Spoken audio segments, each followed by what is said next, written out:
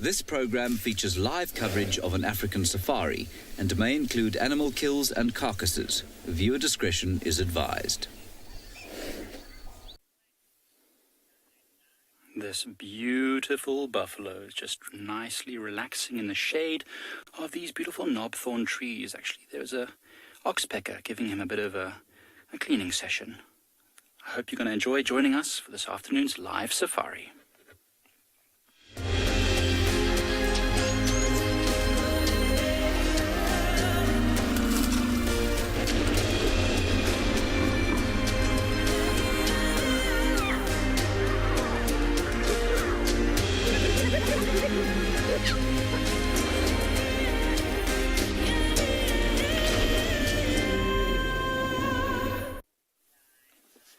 Welcome! So there's a buffalo bull, as we mentioned, enjoying a nice relaxing afternoon on this nice sunny, hot afternoon here in sunny Pride Lands.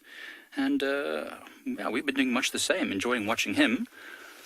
My name's Mike Anderson. Welcome. Behind the camera is Gert, and we're going to be taking you on the first portion of your afternoon safari. But for now, we're just going to watch this beautiful buffalo sitting under this tree. We might just get a glimpse of the lovely oxpeckers that are coming to land on them and give them a bit of a grooming session. Everyone loves a good grooming session.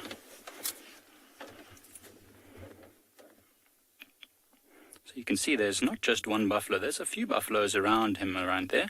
So this is about 6 buffaloes, big old boys. We call this our gentleman's club. They love to stay with each other and not move around too much because they're a bit older now. Now they don't want to be moving around too much. Much better to stay in the shade whilst it's hot. Once it gets nice and cool, they'll head down to feed somewhere. Right, let's send you off to some other antelope that are also lying down.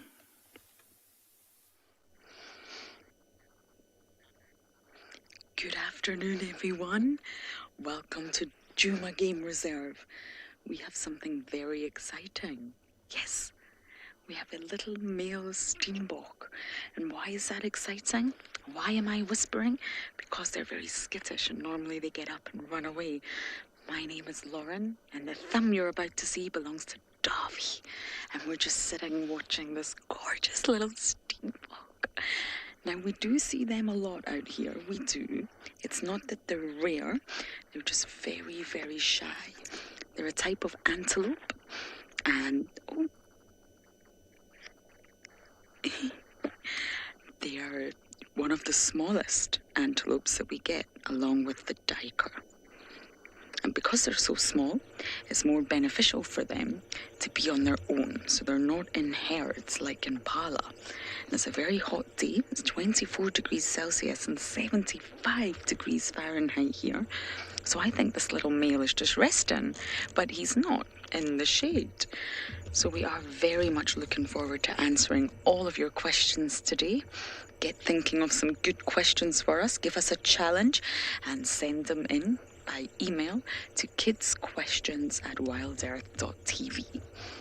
You're welcome to ask us about anything that you see or anything that you want to know about the environment out here. Now, do you see how this little male has got his ears pinned back? He can actually move his ears independently and also put them upright. And when they're upright...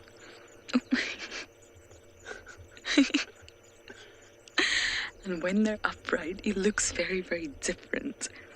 But I think he's just trying to blend into the environment. That tawny colour, the same colour as the grass, he's chosen a nice open space so he can see and hear anything coming.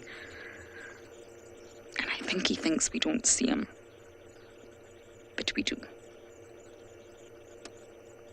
Isn't he just beautiful?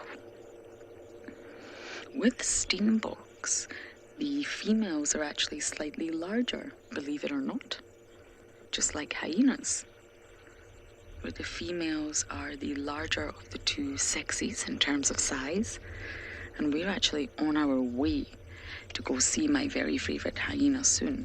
There was a batelier soaring in the sky. Davy spotted it, and I think it could possibly be looking at Ribbon's carcass. Okay. Can you not see it anymore? No, neither can I. But birds of prey, like battaliers, have great vision. And I'm wondering if they can see the carcass that's lying next to Ribbon. Yes, well done, Tavi. You see that way in the distance? Big battalier soar in the skies, wobbling unmistakably a battalier. So I think I'm just going to enjoy a few more moments with this cute little steenbok before bumbling to Ribbon.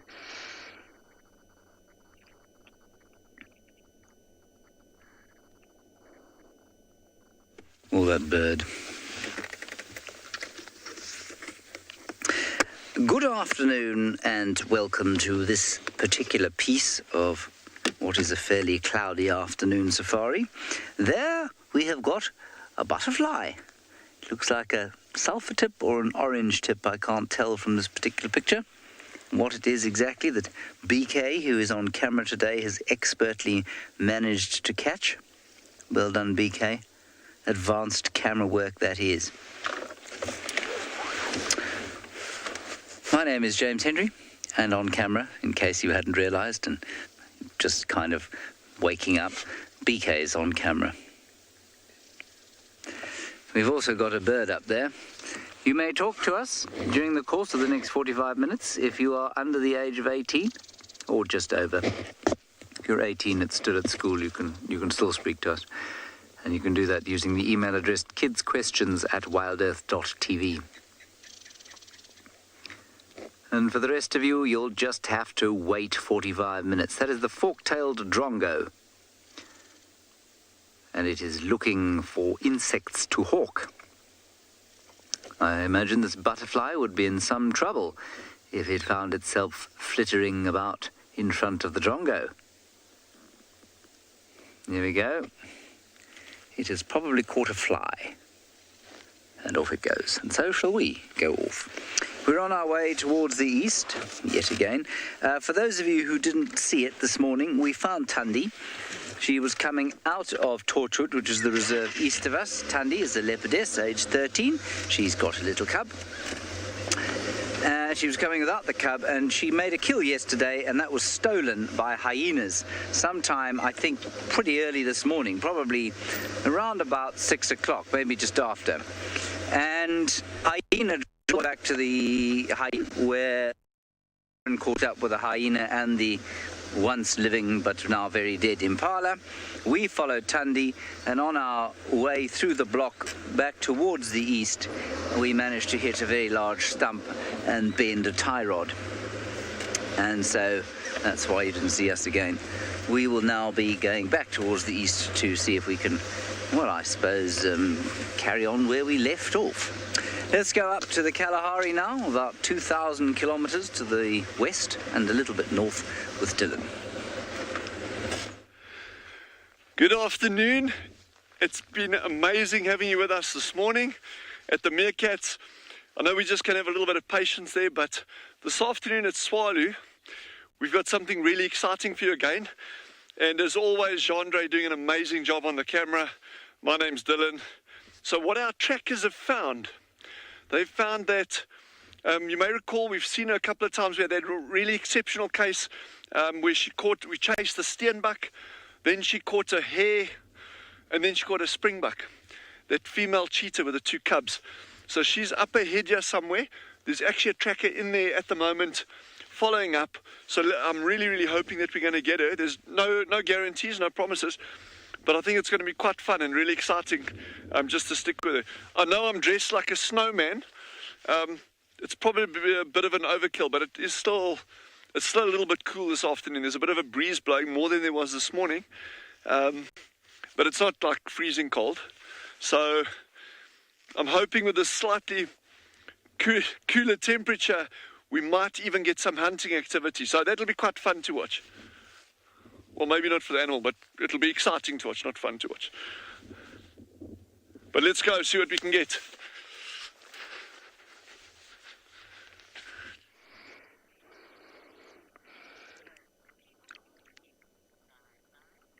From meerkats to mongoose, we have a model here. A small model.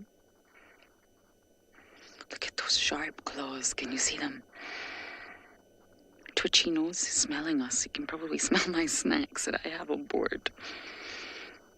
The smallest carnivore in the low veld.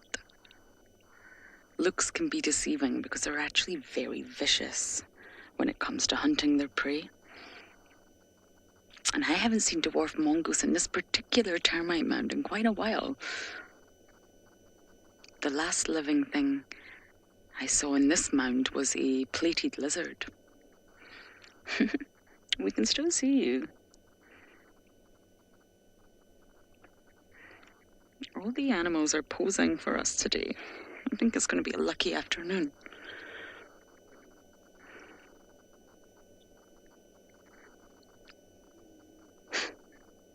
You can see how much the nose is twitching. This individual is really, really trying to smell what's going on around.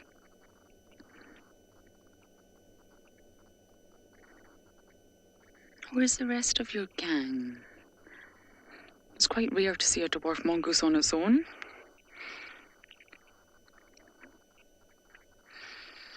Maybe we should wait a little bit longer with this individual and see if the rest of his business comes along.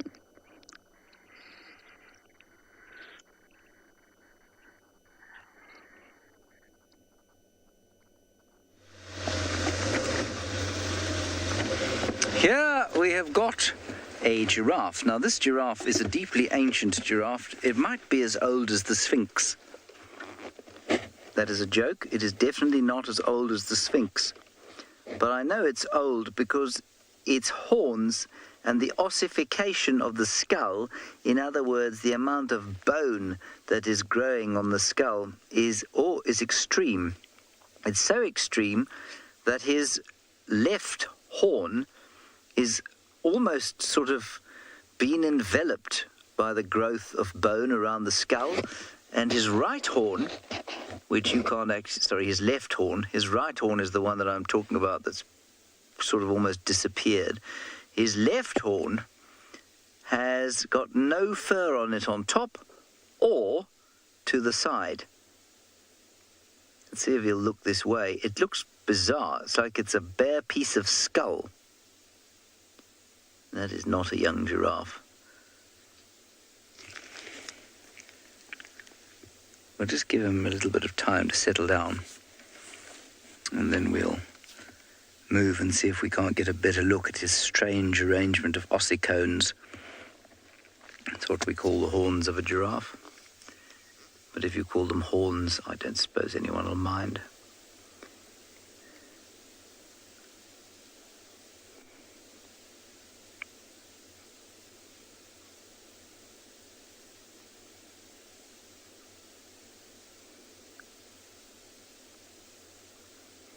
Very silent and very pleasantly warm winter's afternoon.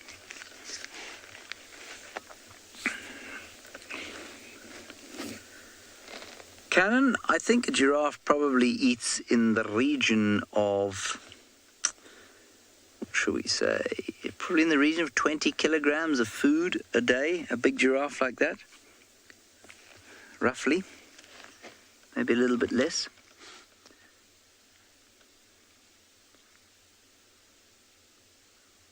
It's about 44 pounds.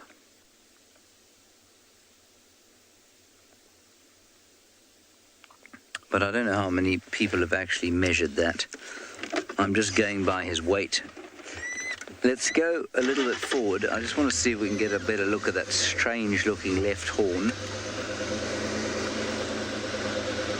Let's go past this tree.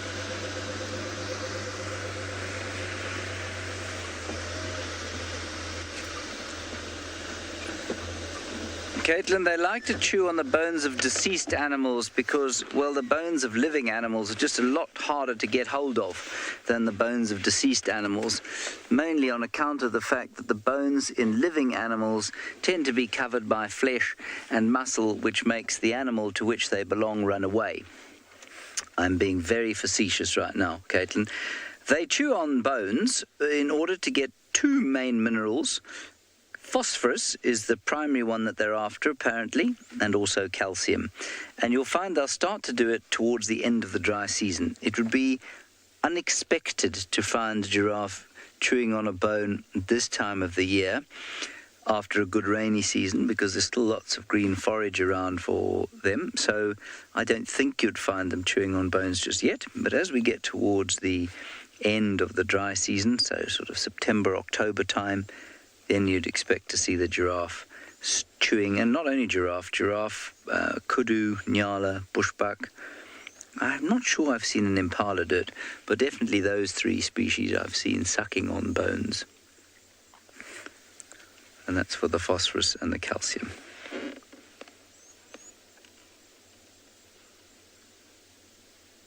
You'll also find porcupines chewing on bones, and that's because they need a lot of calcium in order to form those quills of theirs.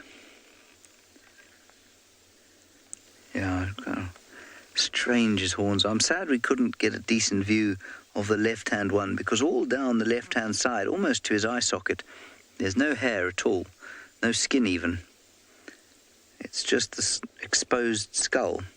I mean, it's a little bit like walking around bald, yes, but without skin on your skull either.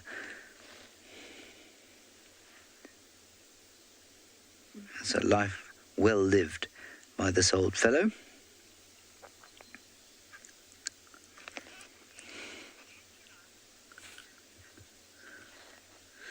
And interestingly, giraffes hardly sleep at all. They do sleep every so often.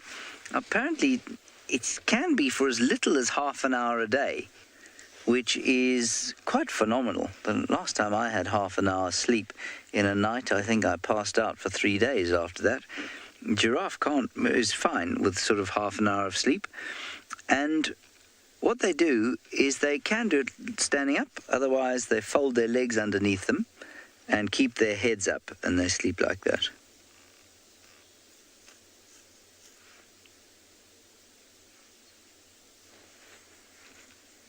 They don't lie with their heads down on the ground. Right, well, our giraffe is going to disappear there into the bush, and we're going to carry on.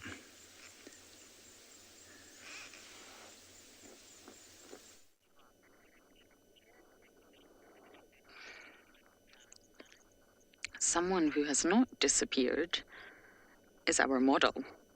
We're now on top of the termite mound. Still posing. Yes. Did you see the sharp teeth there?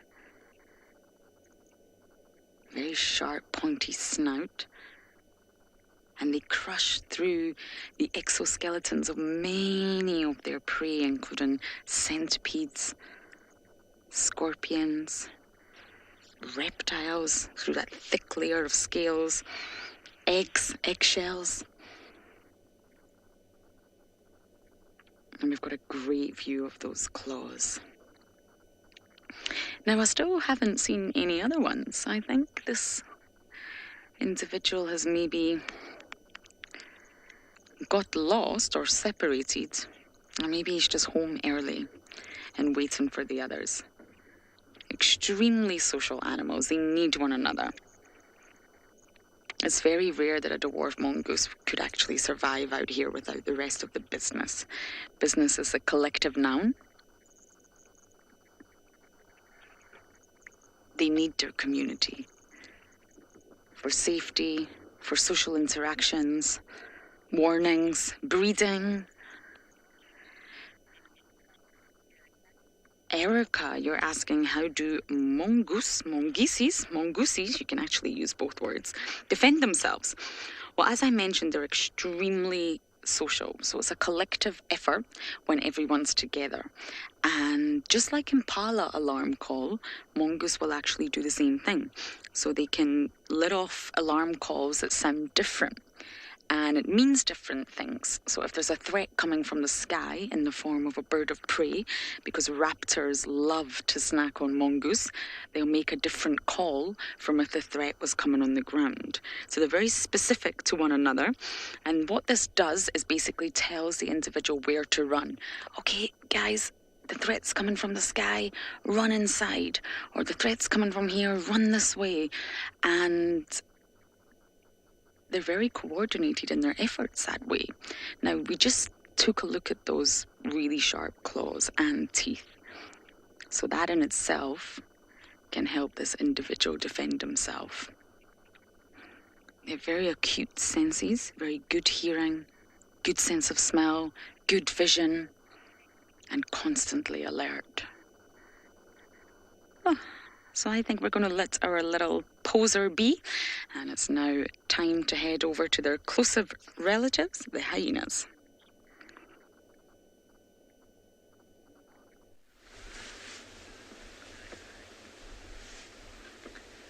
Good afternoon, everyone, and welcome to And Beyond Phinda. My name is Damon, and operating the camera we have Marcel this afternoon.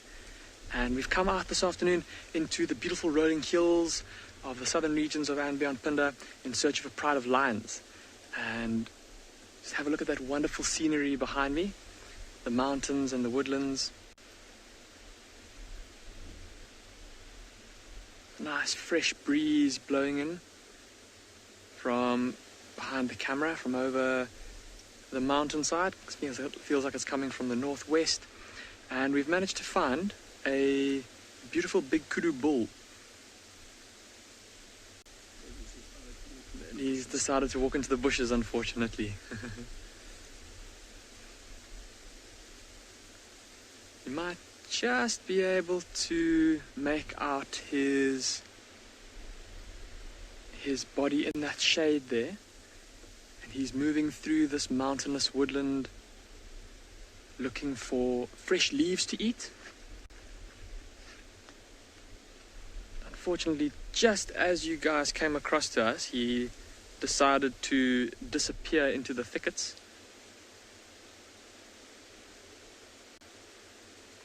But for those of you that have never seen a kudu before, I'll show you a picture of one in my animal book. And here it is here. So have a look at that. A beautiful grey coat with these white stripes that come down its body. And then look at those beautiful spiraling horns. So these ones with the horns being males. Have a look at this one. See how she hasn't got any horns? This one will be a female. Okay, so like I said, we are going to be looking for a pride of lions this afternoon. One of the other vehicles found those 2 lionesses from 2 mornings ago with their 5 little cubs. Apparently they'd killed a wildebeest sometime in the night, and so there's a good chance those lions will still be around there. We're going to head in that direction, go see if we can find them for you this afternoon.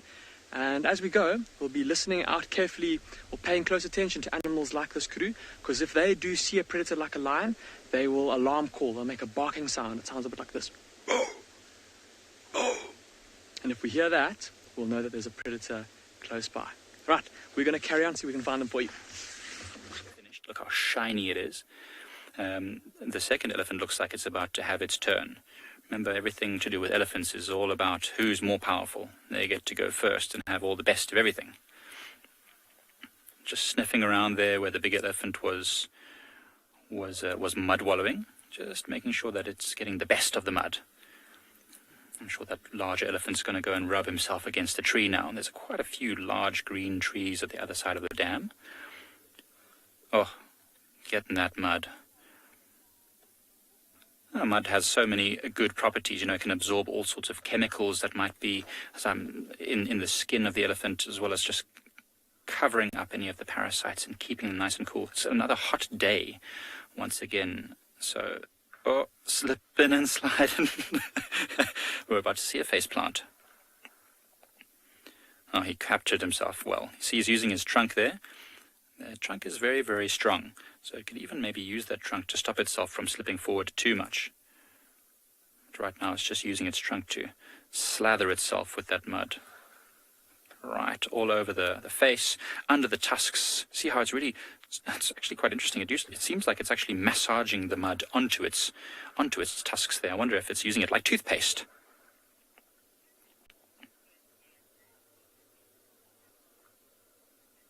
Cannon asks, do both male and female elephants have tusks? And absolutely they do, Cannon. Male elephants' tusks, like this elephant you can see here, tend to be rather thicker than the female elephant's tusks. Female elephants usually have thinner tusks. They can also be quite long, but usually thinner. Remember, because male elephants are often fighting with each other to dominate and get a chance to mate with some females. So by having the thicker tusks, they don't break so easily. Look, and there's that big elephant rubbing his body against the tree. Now, you know, we talked about the thickness of the tusks. Certainly males tend to have thicker tusks, but they also tend to have longer tusks. Well, sometimes they have longer tusks. It's purely genetic, so it all depends on who your father and mother were. If you're going to have long tusks, but the thickness of the tusks, males definitely have thicker tusks. We've got one elephant that we see here quite often. It's called Isselweenie, with massive tusks.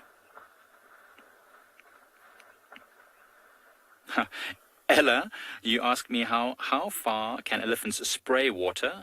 Now, they can spray water a very long way. Now, they don't necessarily spray it that far with their trunk, but what they will do is they'll splash it. So if you see that elephant right now, it's just doing splashing. Sometimes we sit maybe almost 10, 15, 20 meters from the elephants, and we still get speckled with that mud as it throws it all around. Remember, they have very, very strong muscles in their trunk. So if it would suck up, 10 liters of water, and squirt that out, I'm sure it could go very far. I've been speckled with mud on a number of occasions. And I know not so long ago, Taylor was getting thrown with a few sticks by a cheeky elephant. So they certainly know how to use that trunk to have fun. It would make a great addition to a water fight, I'm sure. So now this elephant's going to go and join the other large elephant at that tree, maybe also to rub itself against the branches. All these trees around here are getting covered in mud, and again, the trunks are getting smoothed by all the mud that they rub on. Look at that one's getting a nice forehead scratch.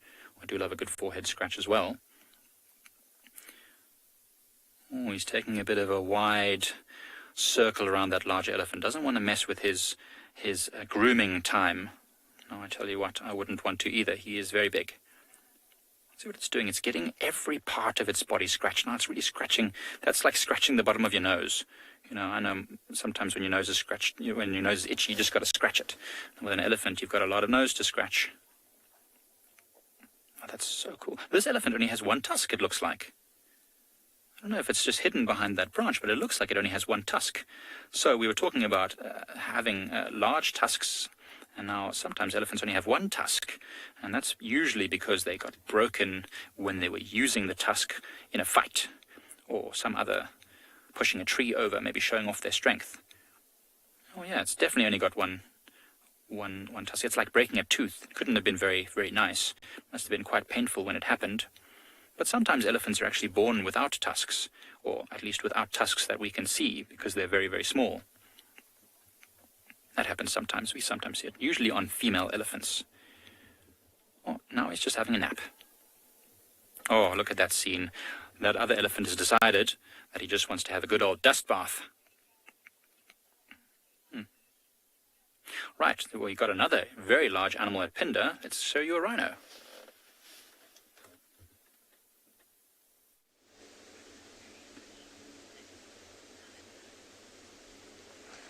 Welcome back, everyone. We've literally moved about 10 meters from where we left that kudu bull disappearing into the thickets, and we've managed to find a beautiful white rhino and her tiny little calf. Now, you might only be able to see the mother for now, because the little one is just to the right of her, concealed in some thick bushes. And I think for the time being, just looking at how still they're standing, see how that rhino is just standing there with her ears facing towards us. These rhinos would have spent the day resting in some of these thickets around here. Have a look at how that rhino on her sides has two different colors to her. She's got a light gray on her back, and then further down her body, see how it's a bit darker. And that's from where she's been lying in a mud wallow to cool off. Now, it hasn't been a super warm day, but the sun has been pretty intense.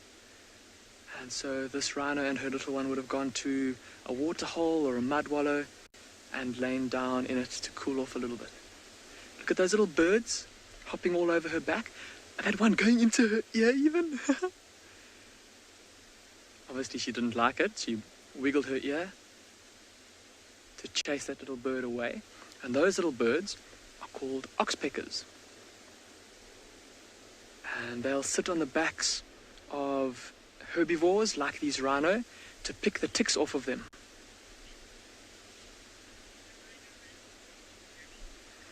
Harry, you are 12 years old and you're asking how fast a rhino can run.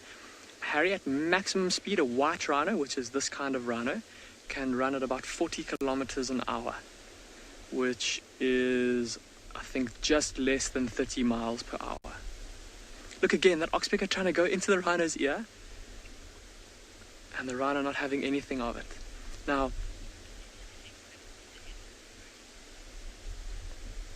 okay, so we spoke about how this rhino would have been lying down in the mud wallow to keep cool.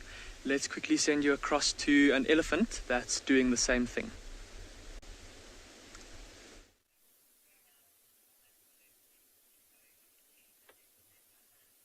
So this elephant has just finished his mud wallow and is now having a dust bath.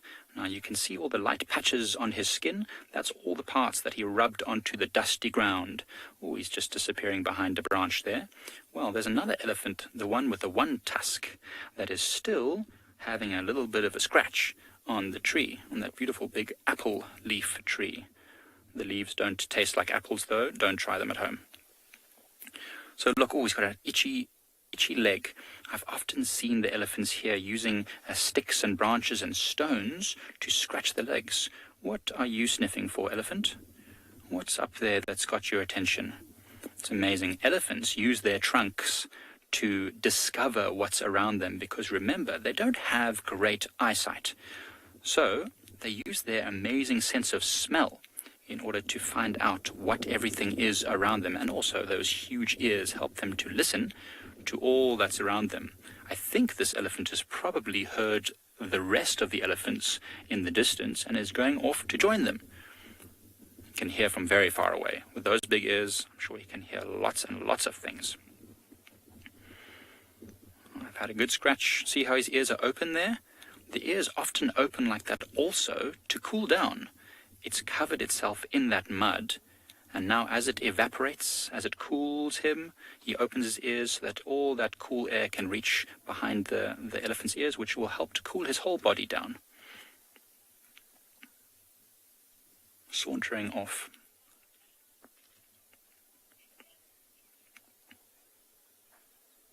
Taj has asked if elephants ever drink water straight through their trunks. Taj, I don't know if you've ever gone swimming and you've accidentally breathed in with your nose and you get a terrible headache and then you cough and splutter. I think the same thing would happen to an elephant because remember, the elephant's nose is just like our nose, a slightly different shape, but they suck the water into the nose and then squirt it into their mouth. If they ever sucked it straight up through their nose, it would probably be quite uncomfortable. But the way these elephants bathe in the water sometimes, I'm sure quite a lot of them have definitely sucked a bit of water up their noses before. I know I certainly have a few times, and it's very unpleasant. But it doesn't stop them. When you got to play in the water, you got to play in the water. They say elephants have long memories, but maybe not when it comes to things that are fun. You forget that sometimes water up the nose is not so nice. So no, Taj, they don't drink water straight up their nose. It would be interesting if they did, though. Right, what I'm going to do is watch this elephant as it wanders off into the African bush.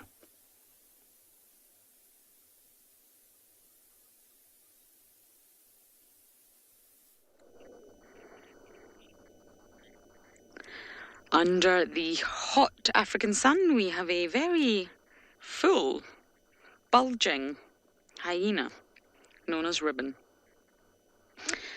our matriarch.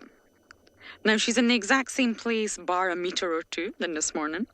The carcass is still there. I think she's had another little nibble, or nibble is definitely not the right word. She's had another chunk of the carcass, and she's hot, panting, and fully sleeping.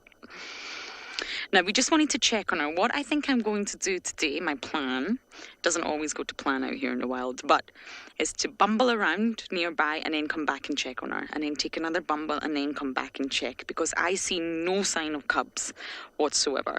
But I also find it quite unusual that Ribbon's chosen to come to this den if the cubs were not inside.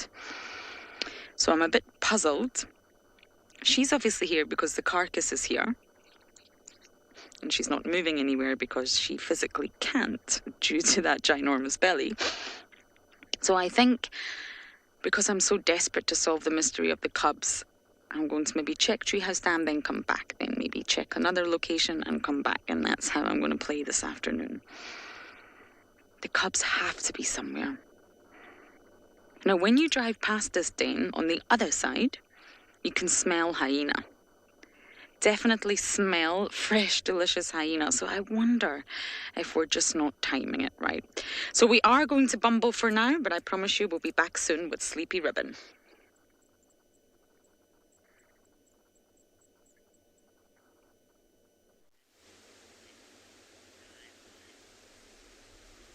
We're still with our rhinos, everybody, and we did get a brief little glimpse of that calf. But I think it might have actually lain down. Okay, apparently Marcel is saying you guys can just see its back sticking up above the long grass. So lying nice and close to its mother for protection. Of course, Mom being as big as she is, that's where he'll be safe, close to her side. Look how she's swiveling around. It's quite comical to watch. We can't see her eyes or her face or her horns. Just her little ears swiveling around above the long grass. And look at how they move independently of one another, so that she can listen all around her. Of course, for a rhino, it's a bit more of a movement to turn around than it would be for you or I. I mean, if we heard something behind us, we could just twist around. For a rhino, that's a very long body that she's got to turn around in 360 degrees. So those rotating ears just help her to keep a 360 degree awareness all about herself.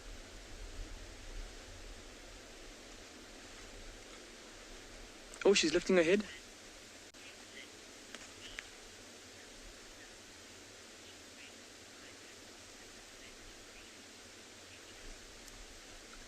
Caitlin, you are asking if, since lockdown started, if there's been an increase in or decrease in the rate of rhino poaching. And Caitlin, I can speak from, so listening or hearing from the anti-poaching officials from the Kruger, which is where arguably some of the worst rhino poaching in the country is happening. Or that's at least the area that we always hear about in the news. From what I heard, apparently the rate had decreased.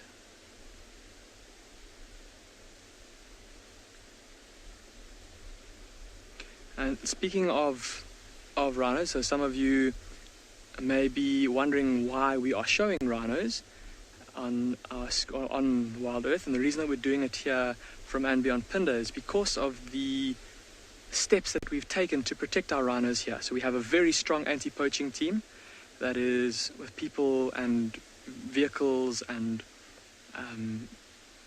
intelligence out all the time. We have a very good relationship with the communities that surround us, and they make sure that they help us to protect our rhinos against the threat of poachers. And then in addition to that, it's tough to see now, but if this rhino were to lift her head, you'll notice that she hasn't got a horn. And the reason for that is that we've taken the decision to dehorn all of our rhinos here at Pinda to keep them safe from rhino poachers. Of course, it's the horn that poachers are after, so if a rhino doesn't have a horn, it will have no value to a poacher. And that process doesn't hurt the rhinos at all, and it hasn't influenced their behavior as far as we've been studying them obviously very carefully, and we haven't noticed any behavioral changes in them. Okay, these rhinos seem like they are pretty set on resting in their little thicket. So I think we'll maybe give them a few more minutes to see if they do move out.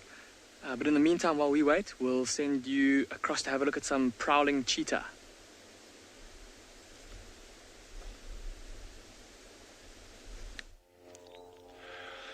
Okay, this is ridiculously exciting. This cheetah that we're on here now is actually following a sengi. It's following a sengi, a little sengi inside this bush over here.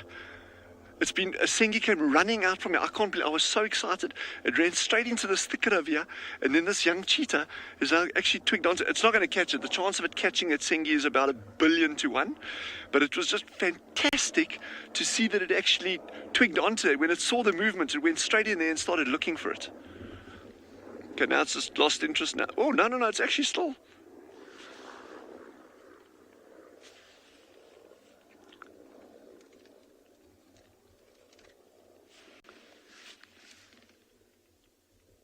That was absolutely, I'm really sorry we missed that. It was just, it happened so fast. We didn't, I mean, there's no ways. We didn't stand a chance there.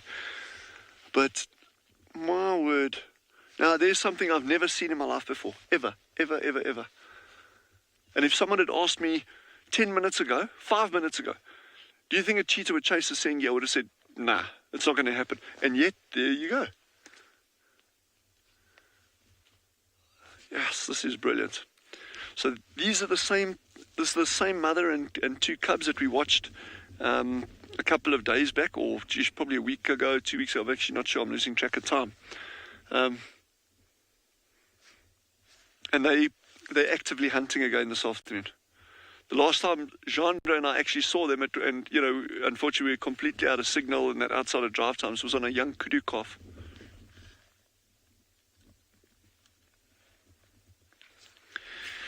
Tom, who's 10 years old, has just asked, what is a sengi? A sengi, it looks like a rodent, but it's not. It's actually a little omnivore.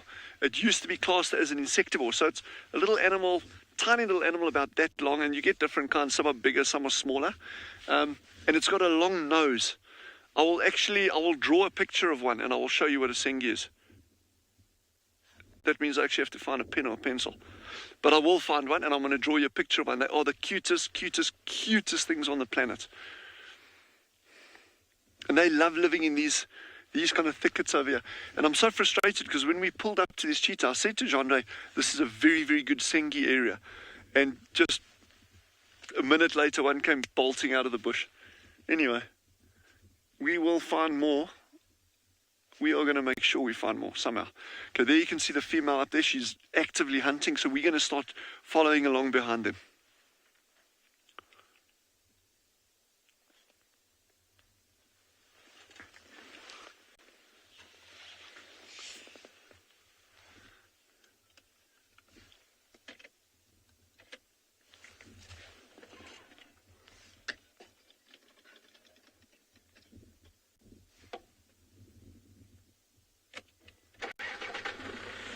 Okay, we're going to try and worm our way out of here.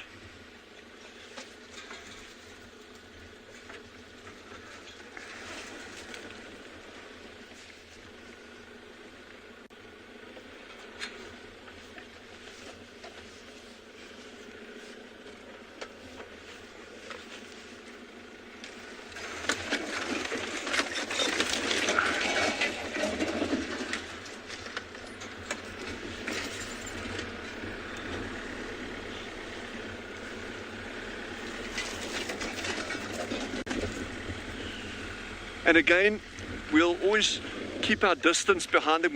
The idea is not to approach them closely when they're hunting. It's to stick behind them at a comfortable distance so you don't impact on the hunt in any way. They're moving directly into the wind. We've seen cheetah on many occasions actually using the wind. In other words, on more than a number of occasions that you'd think it's kind of coincidence. I'm pretty happy that cheetah do use wind to hunt. Lions, on the other hand, if they're using wind, it's purely by chance.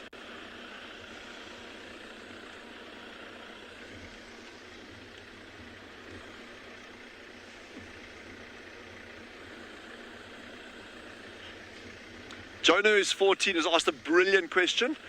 Will those plants survive being driven over? Yes, they will.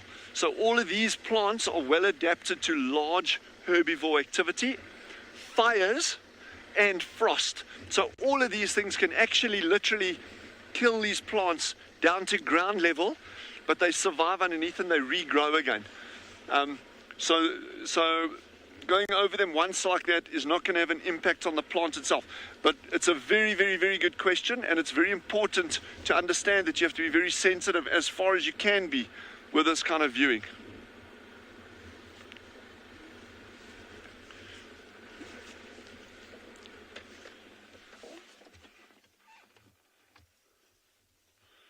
Okay, so this is the mother hunting here. She's definitely using the wind, turning with the wind, and the two cubs are out to the right of you. Now, we're just going to stick with them. We're not going to go anywhere.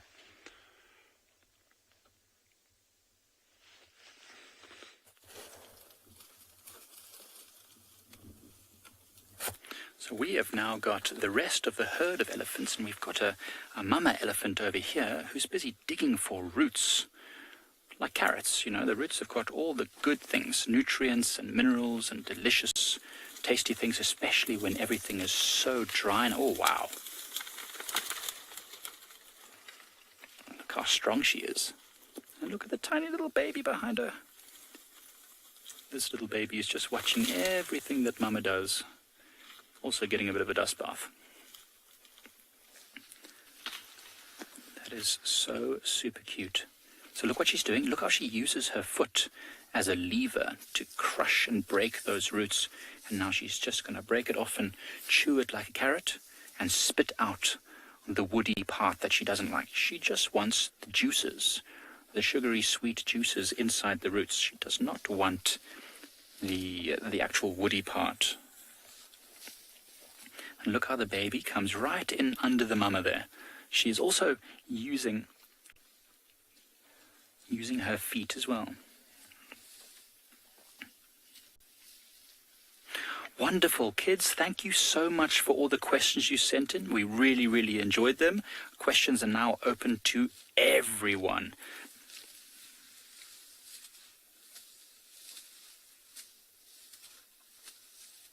So watch that wood as it goes in her mouth. She chews it and then drops it on the ground, and then she'll go and pick up another new piece. And this little baby, look what it's doing. It's trying to copy the mother. That's amazing. It doesn't even have full control of its trunk yet. It's so small, but it's just trying to be just like mum.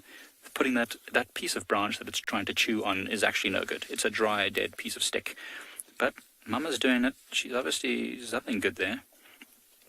And you see how it's using its little feet to try and push that little tiny branch and try and crack it open as well. That's amazing.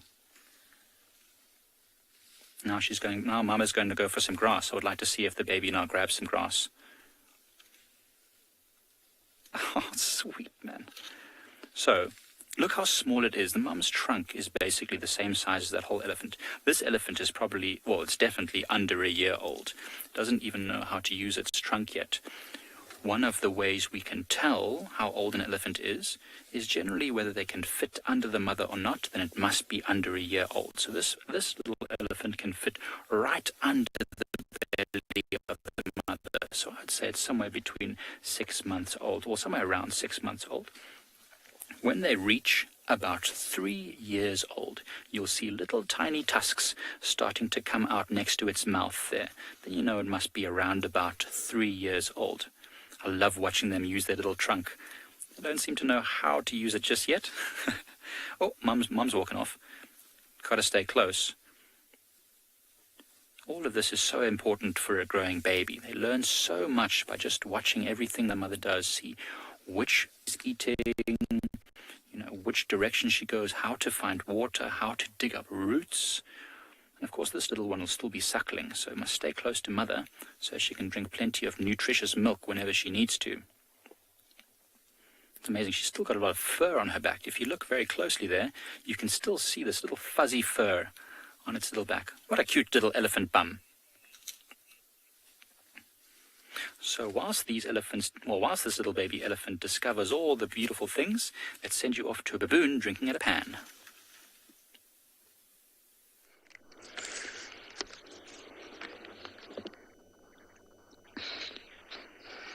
I have to say I'm quite surprised. We've just came to Twin Dams and the baboons were drinking. It's the first time I've seen baboons actually drinking water. Chakma baboons. A whole troop. We've just watched them all go past one by one. Adults, youngsters. They're picking up lots of fruit off the ground. Now it's winter, so there's not too much fruit available anymore. They have quite a varied diet. They're omnivores, which means they eat both other animals, meat and vegetation, from grass to seeds to bulbs, fruit. There's lots of jackalberries here. I wonder if there's old rotten fruit lying on the ground.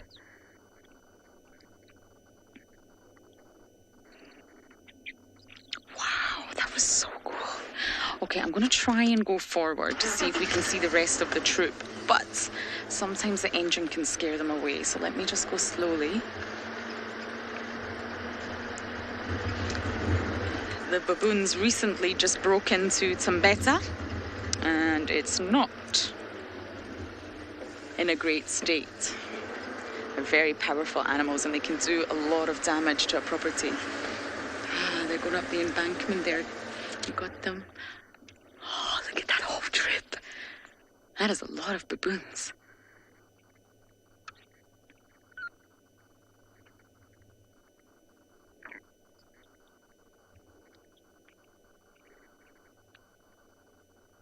I love the characteristic kink they have in their tail.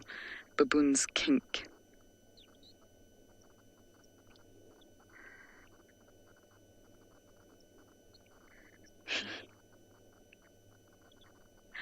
All the animals are posing for us today. I don't know why we're so lucky.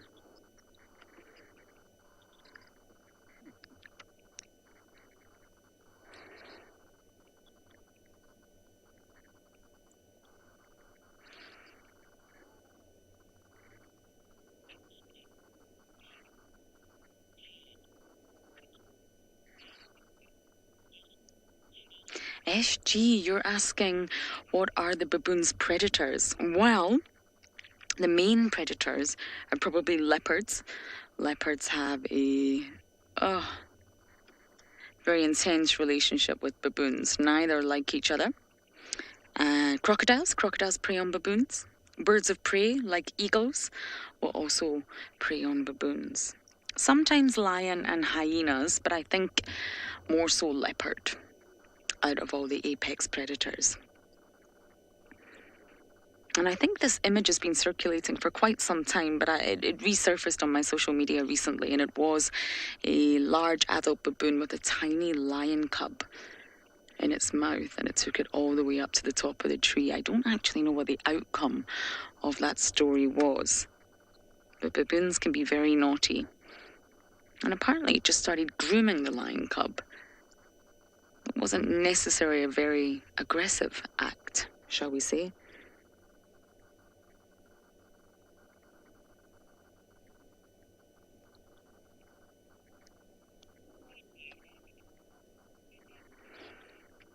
Wow, that was such a surprise sighting. I'm going to head south into Tswalu now, and let's see what we can find down there.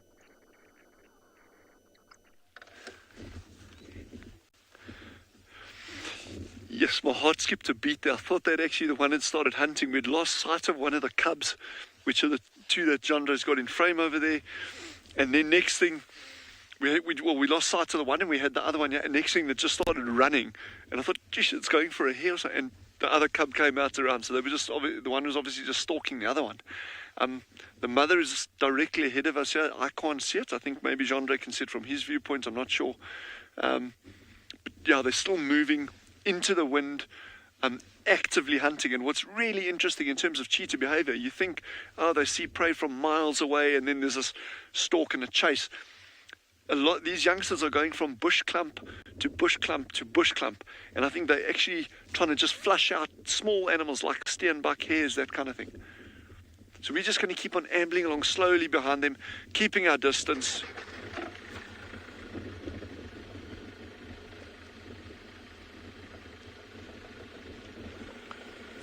Caitlin, who's 14, has asked, is it easier for the cheetah to hunt in the Kalahari? Yeah, I think it's probably about the same as other areas. It's got its own challenges. You know, here it's a little bit thicker. You know, there's more woody vegetation over here where they're hunting, so they can get a little bit closer. But it also means that they can never build up to a very, very good speed, or a very fast speed. And animals can probably evade them in this kind of cover a little bit easier. Whereas in a very open area, the prey can see them more easily, but the cheetah can also actually build up speed, and it'll be more difficult for prey to get away. So I think there's a nice balance there.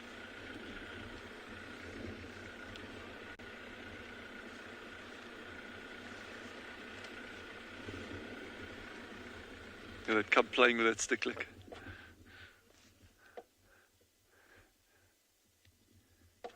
Super inquisitive at this age. Oh, beautiful. And all of that play behavior is designed around hunting. So that's stalking, chasing, pouncing, tripping, you know, hitting with her forepaws.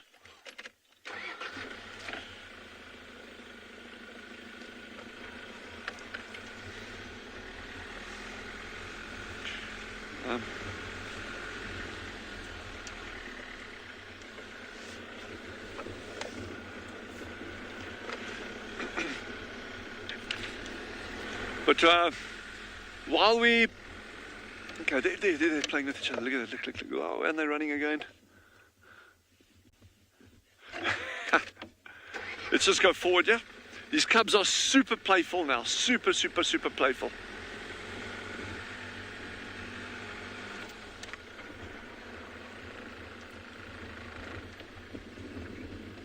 I'm just going to get into this gap over here.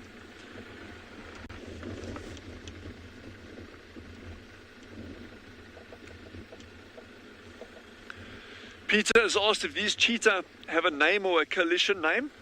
So this is a female with two youngsters, so it's not a coalition, it's not a male coalition, it's a female with two youngsters. And no, they don't have a name. Watch, they might even stalk each other again and go for each other. These cubs are about 9 months old, 8 months old, 9 months old.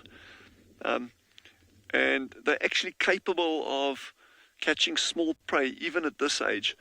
But I'm talking about things like hares, you know, the smaller things, spring hares even.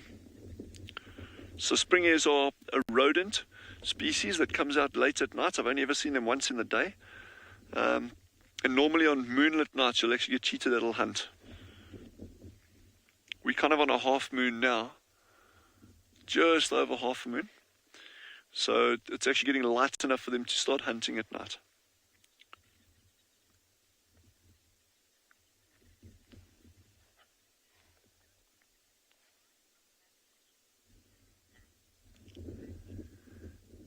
Good question, Rosie. Rosie just asked, why are the back of a cheetah's ears black? One of the things there, it can be a following signal to other cheetahs. It's very visible. But also those black on the back of a cheetah's ears, black and white on the back of a leopard's ears, black on the back of a lion's ears. A lot of these cats have got that. And often when they are... I'm just going to pull forward a fraction here so you can see this activity better. No, they're actually just making it quite difficult here, but I'm going to just get forward a fraction here, and it might help genre a bit. Often when they're angry or when they're threatened, they'll actually flatten their ears like a house cat, and then you see that black and white very, very, very clearly. So it's a kind of a defense signal, a warning signal. The reason I'm not trying to get too close to them, I really want to give that mother in front good space. Because, I mean, she could even start chasing something from 60, 70 yards out. So I'd rather, although they're very relaxed with us, I want to make sure that we don't disturb any prey animals that may be up ahead. You really don't want to influence any kind of hunting activity in the favor of the predator or in favor of the prey. I mean, it's just got to be a neutral observation, and that's the key thing. So while it's fresh in people's minds, Chandra, you're going to hate me for this. Can I just show you, this is a sengi. This is a work of art sengi. We're auctioning this off for I have no idea what we'll auction it off for, but it comes as a signed copy. That's a sengi. and it's got elephant shrew by the nose. All right, let's go find these cats. That's an elephant shrew, a sengi. I'm never going to be an artist, though. Well, not a good one. Not a good one. Ode to a sengi. Okay, they're still through here. Nice and relaxed.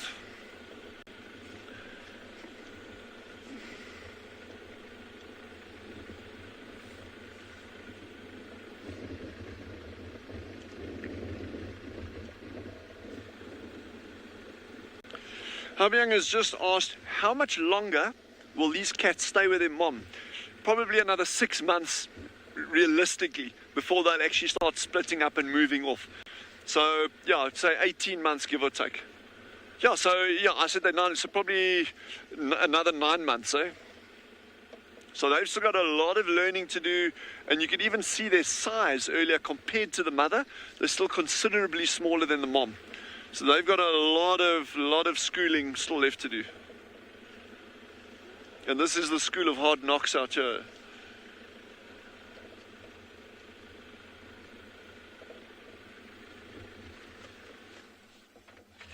I can't see the mother at the moment.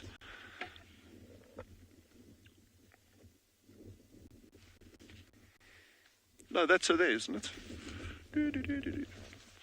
Yeah, that's the mother. So the 2 cubs closest to us, and the mom is the one at the further side.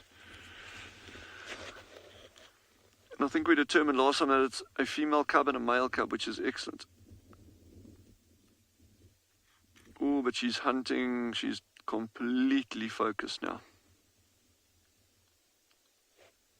And you can see that black, in fact, the black and white on the back of the ears, very, very nice, you know.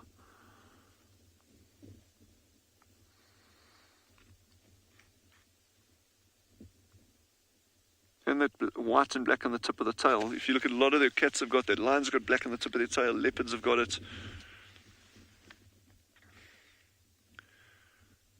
So the key thing with this is you always want to get like, oh, right to where the hunt is, but it's better to stay back. Rosalind has asked how much, I think the question was how much land can a cheetah cover when it sprints? So the distance they sprint is normally not that much. You know, normally kills over within 300-400 meters at tops. But what is fascinating about the actual sprint itself, these cheetah can cover 6 meters from where their front feet and their back feet hit the ground to the next leap at full stride length. I mean, you go into your back garden and you try to jump 6 meters or try run and, you know, play hopscotch and try to do 6 meters. I wouldn't get it right. So I'm not saying I'll play hopscotch. I'm just saying if you were to play hopscotch, I would be dismal at it. Yeah, I think I'm just going to carry on sticking with these cats and see what happens there.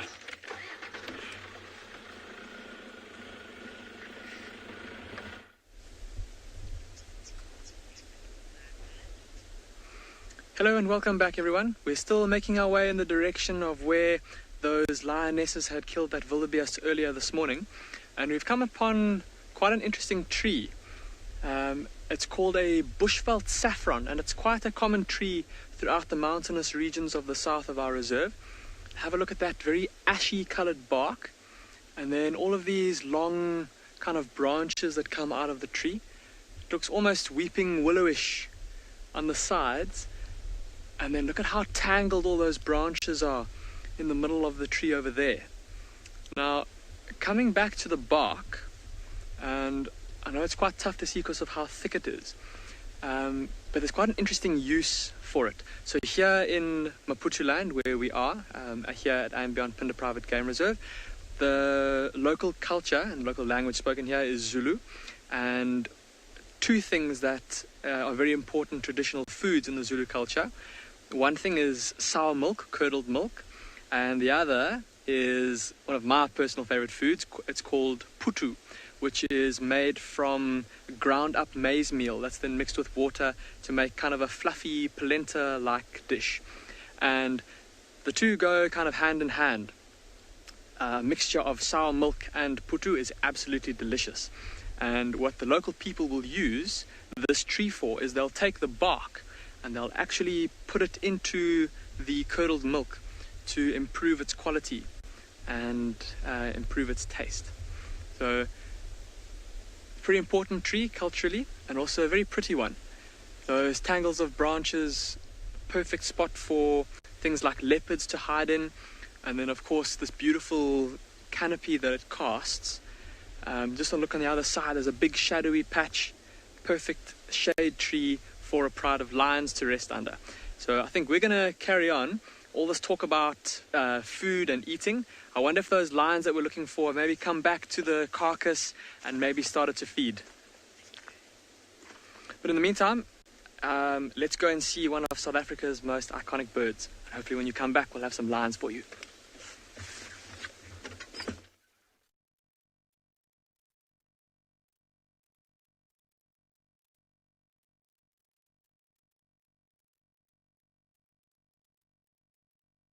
Too. It's probably South Africa's most iconic bird. Now the other one is a monogamous pair. It's the same pair, male and female, always here at Chitwa Dam. It's way at the other side of the dam. At the other side of the dam, we'll show you in just a bit. They stay in visual contact with one another, and they'll also vocalize to one another. Isn't that just gorgeous? And just like earlier, I was talking about the steenbok and hyenas. Now, of course, they're mammals. But just like those examples, the females are larger than the males in fish eagles, which is the case with most raptors, to be honest. Now, we have a huge herd of buffalo at the other side of the dam, so we're going to try and get closer. Sometimes signal can be a little bit tricky, but just over here, we have some buffalo drinking. So I'm going to go... There we go. Darby's going to give you a view. That's what we're going to try and get to. And let's hope we don't lose signal. She goes just over here as well, so they're looking at one another. They need some space, as all couples do, but still, they don't want to be too far apart from one another. Monogamy pairings in birds is very, very common. They actually estimate 90% of... Oh, hello, hippos.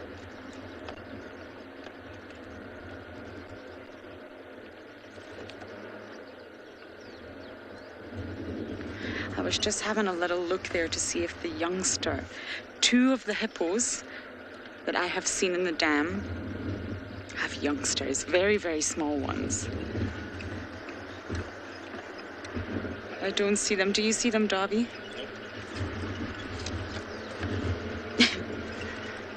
They're all just popping their heads out here to have a look. Yep. Shall we just quickly say hello before going to the buffalo? We've got 1, 2, 3 hippos, and we also have 1, 2, 3 terrapins clinging onto the wall. Very large terrapins, actually. Oh, I wish that was me lying on my tummy sunbathing this afternoon. Now, because the volume of water in Chitwa Dam is higher than it's been in a very long time, means the situation for the hippos is a little bit easier. But as we go further into winter, the water levels will drop, and it can become quite tense for the hippos. Lots of competition, especially between males. Males will fight, and depending on the level of water and the number of hippos, there's a chance they could exceed the carrying capacity. Oh, is that the saddled bull stork, Davy? I have not seen a saddled bull stork in so long. It is. Next to some wildebeest. How fabulous. We used to always see two, again, they're monogamous, 2 saddle bull storks down here at Chitwa Dam, and it's been a very long time. Should we try and go forward?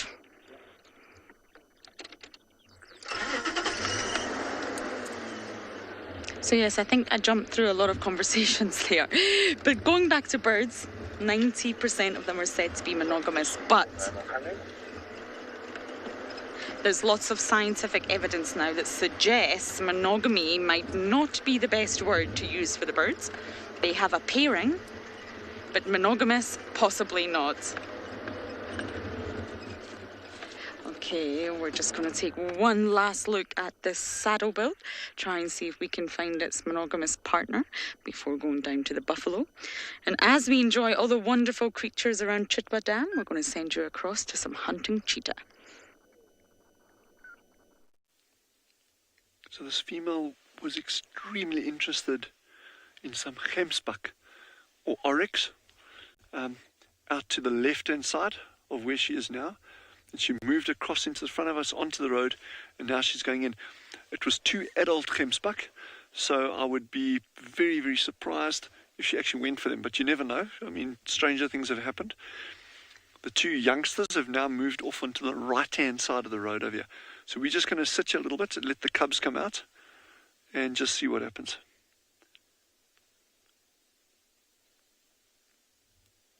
I'm just super reluctant to move the vehicle, try get into there to actually see what she's doing. We know she's hunting, and the problem is the moment you go in there and you start scraping the vehicle on bushes, it just creates a disturbance, and like I say, that can influence the hunt either way, so I'd rather give that a skip.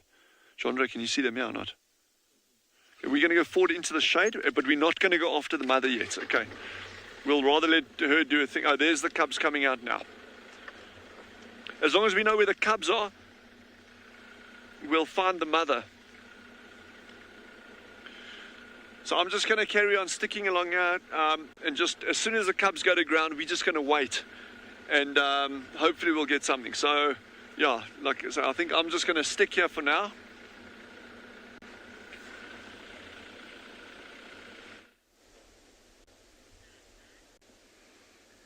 Welcome back to And Beyond Plinda, everyone. And we've managed to catch up with this lion pride. These 2 mothers and their little cubs. Look at how cute those little things are. One in the front lifting his head and looking at us.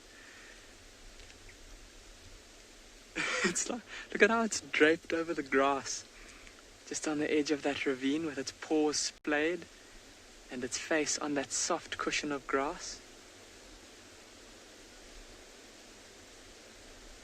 So a reminder, please, if you've got any questions for us, we'd love to hear from you. Any questions or any comments, please do send them through to us. You can use the hashtag on the hashtag Wild Earth on Twitter to do that, or pop the comments in the comment section on whichever stream you're watching us on. So like we were saying earlier, apparently, it seems that these lionesses killed a wildebeest sometime in the early hours of this morning, and we haven't managed to spot the carcass just yet, but I've got a good feeling that it's somewhere nearby. All those little cubs with their bellies now pretty full. They would have eaten as much as they could early this morning, filled their bellies with meat. Their mothers would have done the same, and they've since been lying in the shade of this little ravine under all these lovely big trees, keeping nice and cool. And when we got here, it looked like the cubs were moving around quite a bit, so I'm hoping that while we sit here, they're going to start to play with each other. So lots of you saying that the cubs are so cute or so cool. They are absolutely adorable. I can't take my eyes off of this one in the front, the one that's looking at us now, sitting on the edge of that ravine. Oh, look at the one's just behind him. The one's got its leg on its sibling's body.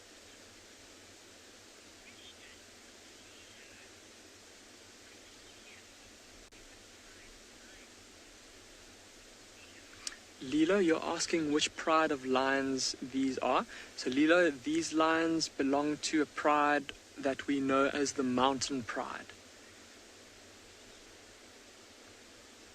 And like we were discussing a couple of mornings ago, quite an interesting scenario that we've got going on with them at the moment, in that these two, so this is not the whole of the mountain pride.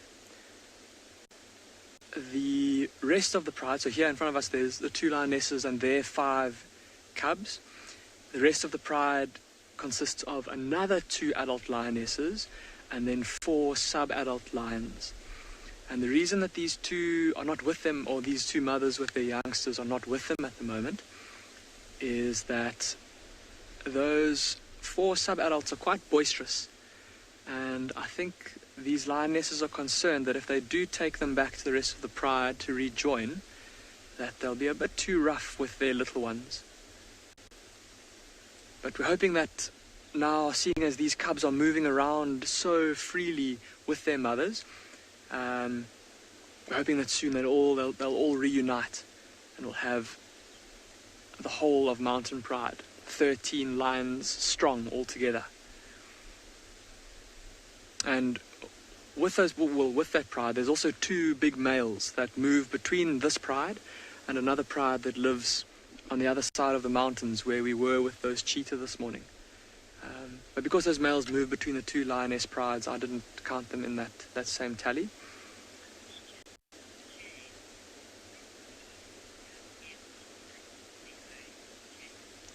James, you're asking when these little cubs will be able to hunt on their own.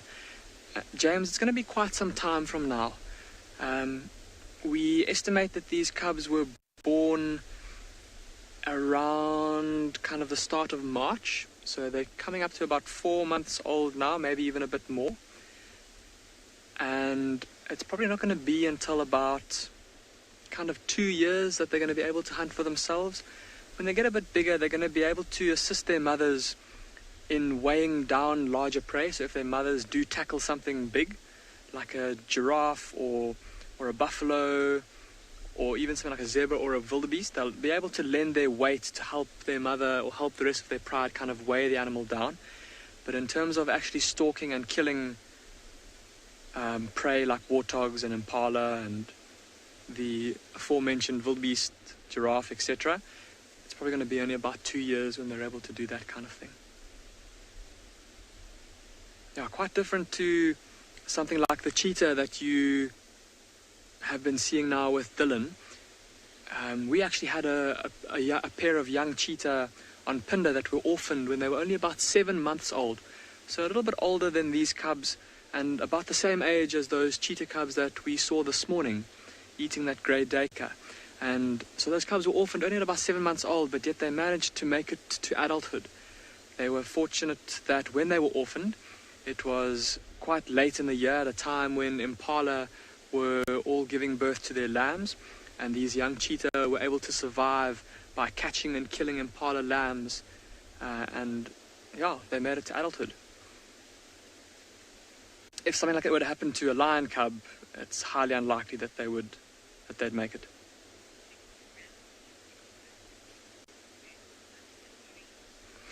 We're going to spend some more time with these adorable little cubs, and we will let you know if they do get up to anything exciting. But for the time being, let's go and watch some baboons as they clamber up into some trees for the evening. So we've gone from cute cuddly cubs to some lovely little baboons who are very interested in something at the base of this marula tree. So there's been a couple of baboons now that have been digging around there. I don't know what it is exactly that they're trying to get to. These are chakma baboons. This yellowish sort of color, very fluffy fur, beady orange eyes, these very expressive brows. And this one is busy looking for something in the grass. There was a much larger baboon that was digging there now, so this one is coming to see if that bigger one has left anything behind. Oh, disappearing behind some thick bushes. So baboons are much similar to us in terms of what they eat. Basically, they can eat anything at all. So from fruits and seeds to insects and even meat if they want to. And these baboons are actually heading into this drainage line now, which has lots and lots of large trees where they could probably get some green tasty morsels, or just rest for the evening, because of course baboons like to roost in the trees where they're relatively safer from danger. But these ones seem to have all disappeared behind some bushes now. We'll see if they come out again. They were resting in fact, I can see some just to the left there, Gert, in the trees, but not so easy to spot. Incredible camouflage and good eyesight. You can imagine the baboons sitting up in the trees would be able to spot anything coming. Oh, I think we've lost them. They've gone to hide. So if you look there in the tree to the left there, Gert, you'll be able to see them. But yeah, baboons are very, very interesting creatures. They're in these big family groups, and we've seen the baboons around here seem to be very, very relaxed with people. And so they don't seem to be very worried about us. There's one just on the left of the screen there, Gert. I don't know if you can see it. If you go a bit more left. Yeah, there's one sneaking. Oh, they're very camera shy. Look at that. As soon as we saw him, it disappeared. Wonderful. So whilst we try and see if these baboons come out to be on the camera, let's send you over to some buffalo at a waterhole.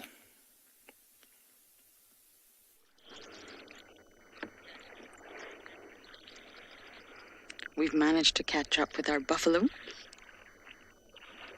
and they're very relaxed. We approached really, really slowly, and somewhere in the thicket beside us is an elephant. We can hear the elephant, but just can't quite see it. Catfish, you're asking about the difference between a buffalo and a bison. Now, a bison is only found in North America, and it looks slightly different. Actually, it looks very different to the buffalo. Now, water buffaloes are only found in Southeast Asia, and African buffaloes, or Cape buffaloes, are obviously found in Africa. So, the elephant's just here, Davy. I don't know if you can see it. That's where it is. We could hear it.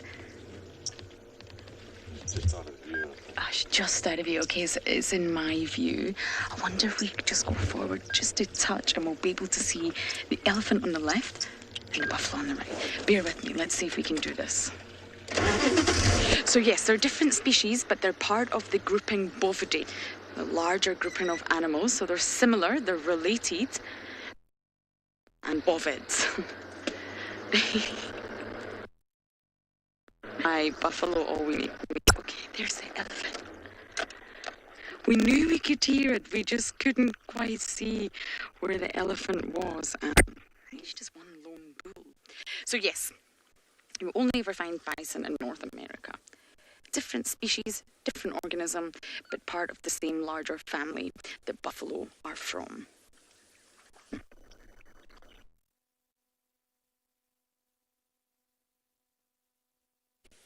We've actually got a lovely grey heron over here as well, Davy. Everything's here. You see, just in a distance.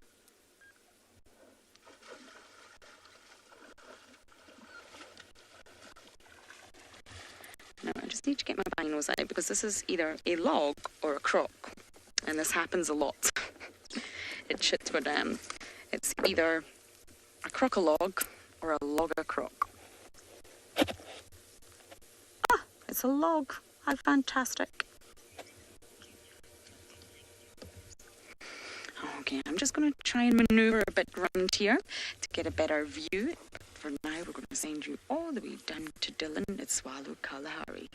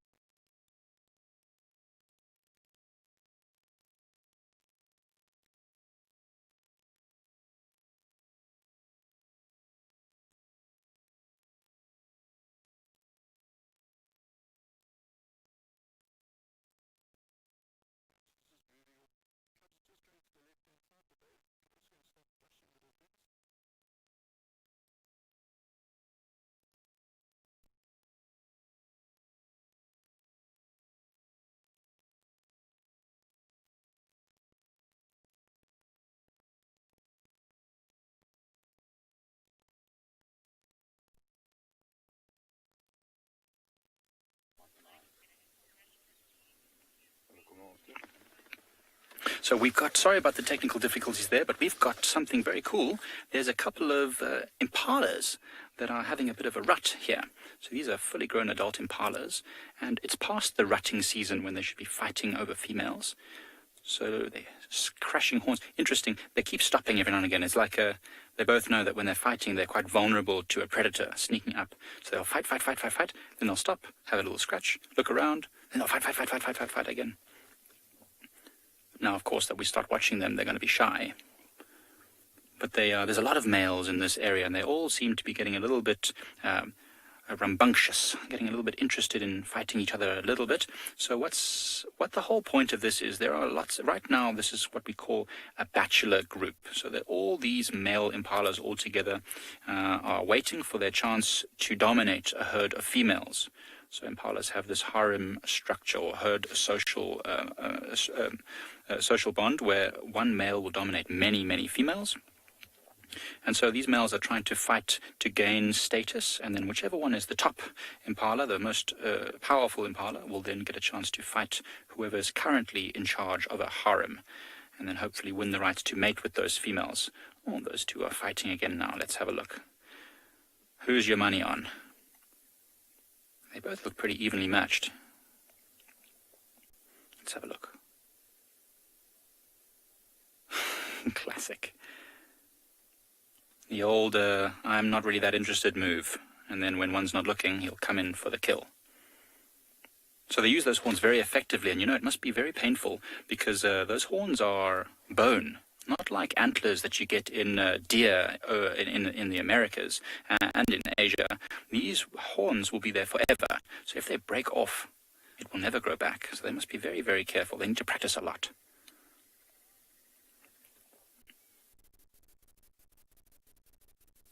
See that when they're whipping its horns around, showing off. Millie, who's 9 years old, has asked, why do impalas have these lines on their bottoms? Well, Millie, that's a great question. Now, one of the theories is that they are able to see those black markings very clearly amongst this pale vegetation, and it's a way for them to follow each other. Oh, I'm just going to let these impalas do their thing for a moment. Wow, that's amazing. It's very athletic. And there are lots of other theories. Oh, bigger impalas coming. Watch out. The big ones want to get in on the action now, the bigger ones. So another theory, apart from following each other through the bush with those dark stripes with the white on the tail, it may be because the dark fur warms up quicker than the pale fur, all the ticks and parasites might go and cluster on these dark patches. And so when it comes to grooming, they can get off the maximum parasites that might be stuck on their skin in these warm patches of fur. So that's one of the other theories that I've heard of. So both could be equally viable. I mean, I definitely see them grooming quite often around those patches. Because remember, there underneath the tail, the skin is very soft. So there'll be lots of ticks around there. And of course, we see in color, so we can easily see those black and white marks. But it's even more distinct if you only see in a few colors, which these impalas do.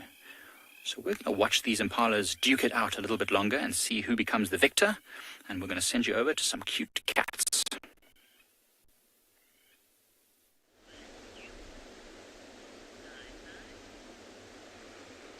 We're still sitting with our adorable little lion cubs, and if you count them, you'll notice that there's one fewer than there were when you left us. And the reason for that, oh, look at this little one yawning. The reason for that is that one of the youngsters has come through this little ravine and has been very courteous in that he has shown us where the carcass is. Look at that yawn, look how cute that was. Big pink tongue. So the carcass is just in front of us, everybody. And we can hear that there are 2 cubs currently feeding on it. The reason we know that is because when the one that was lying down here initially joined its sibling, there was a big scrap, a big growl, as they fought over who would get which part of the carcass. And that comes back to what we were saying this morning. We were talking about when we watched those cheetah this morning feeding. We were saying how peaceful they are with each other when they feed. They each have their own little piece of the carcass. They don't fight over their food. Very different with these lions. While they might be very loving towards each other at all other times, as soon as they start to feed, they lose all table manners, so to speak, and they'll swat at each other and dig claws into each other, bite each other, even at this young age. I think though we'll wait here for a bit longer, and hopefully those little ones, when they finish eating, join up with their siblings and start to all play together.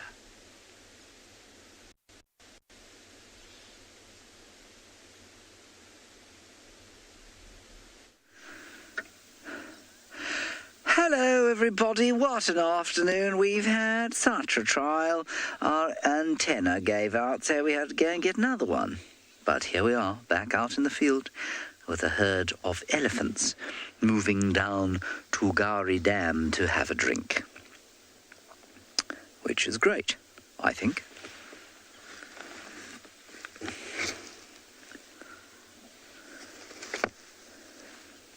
Lovely, still, beautiful afternoon. And I think we know this herd because there's a tuskless cow and a tuskless calf.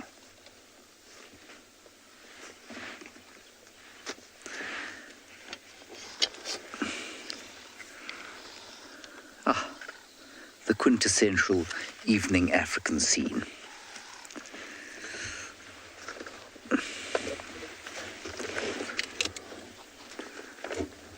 They're all very excited as they come down to the water. Sun reflecting beautifully off the light.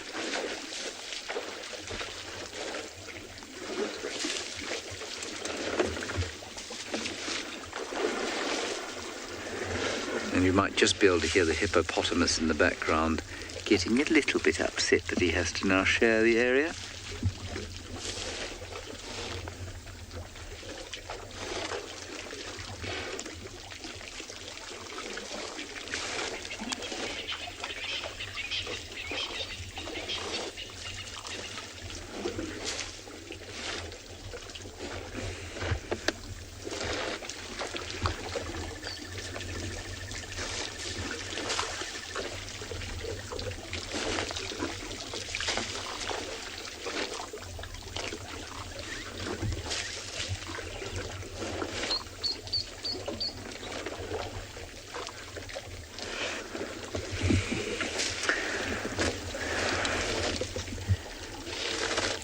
I think what you'll find, it depends on the situation, but it's highly unlikely that an elephant calf would become separated from its mother.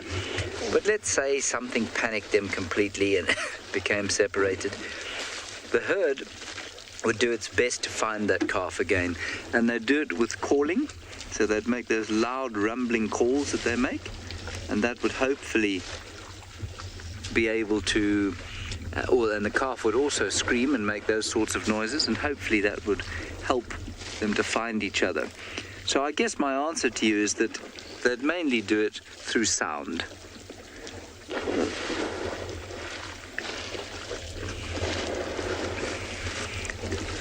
Our hippo is going crazy there. He's very distressed that there are other big grey visitors here.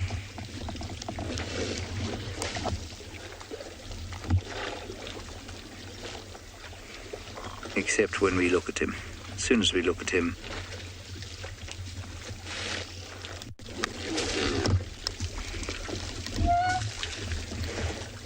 let's see if he gives us another display. He's been tossing himself around. Here we go.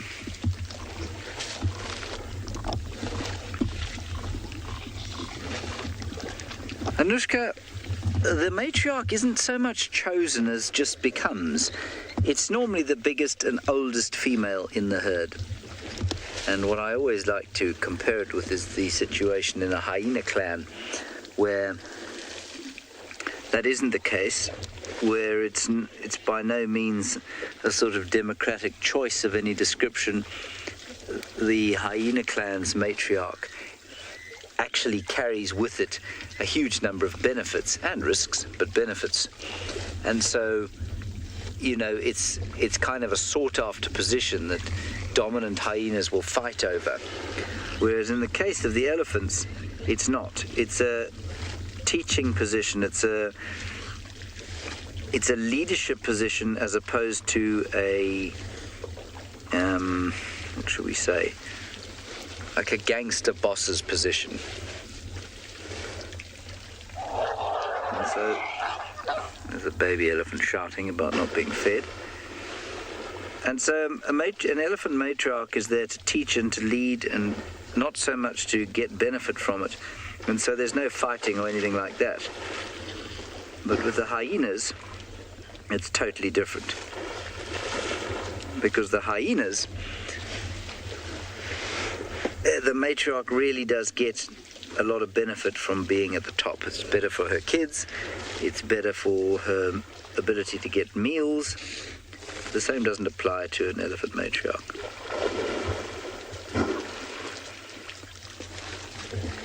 This hippo is really giving us a show here, BK.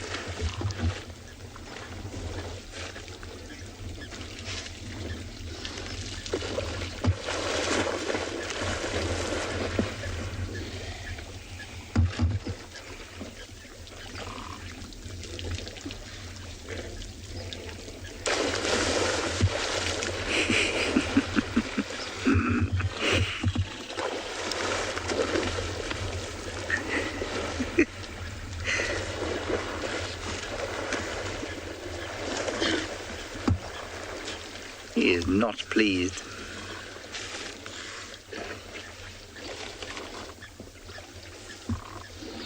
Look at him opening his mouth. Almost certainly in objection.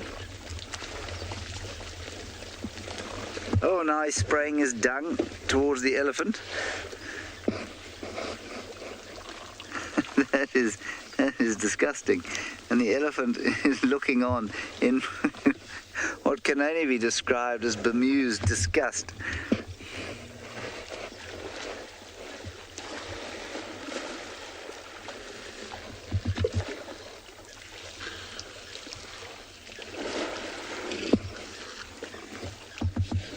Now there's a young bull watching the hippo now, as if to say, come on then. You want to rumble? Let's go for it.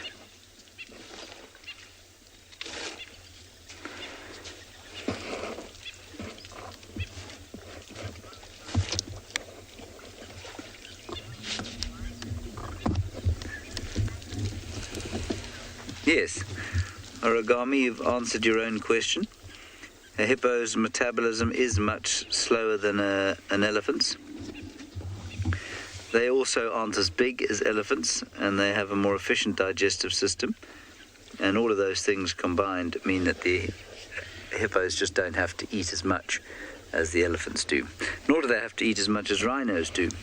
And that's because their energy balance is so low. All they do is lie on the bottom of the water, day in and day out, not doing a great deal. And that's very good if you're trying to conserve energy.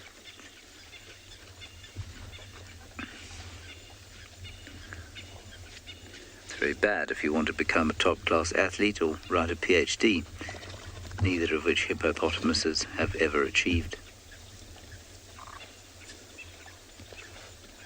As far as I'm aware.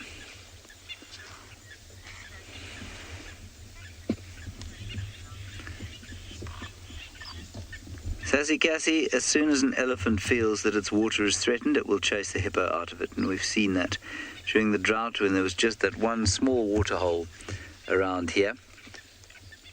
We saw some horrible scenes where elephants chased hippos out of the water, and the hippo were forced to stand in the sun and have a very unpleasant time of it.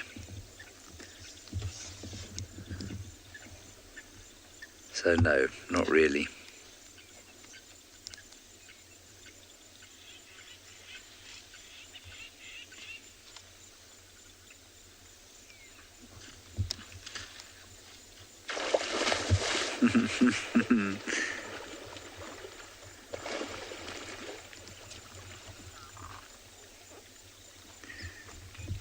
Edward, difficult to answer because unfortunately I'm unable to hear infrasound myself. But there are higher registers and there are lower registers, and you know, some of the rumbles that they make, basically infrasound, by its very description, infra, means that its frequency is too low for us to hear. Our ears will simply not pick them up. So it's a designation for a frequency of sound that is too low for us to hear. I think that is the definition of infrasound. I don't know what the frequency is. I don't know how many hertz that is. And so therefore, to us, true infrasound is not discernible at all. But to elephants, or their rumbles, are not all infrasonic. A lot of them are just very low register that our ears do pick up. But they definitely make infrasonic sounds that we can't hear.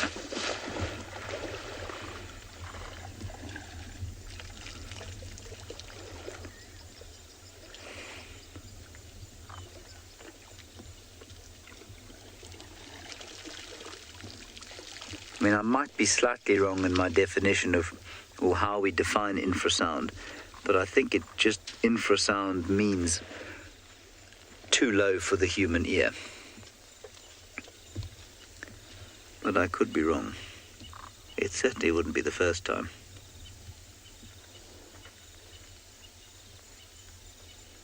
No, unfortunately the last. Let's just wait and see if this hippo pops up again. Does an explosive pop-up, or if he just comes to the surface and decides there's enough water for him on his own now. What do you think, buddy? You might go again.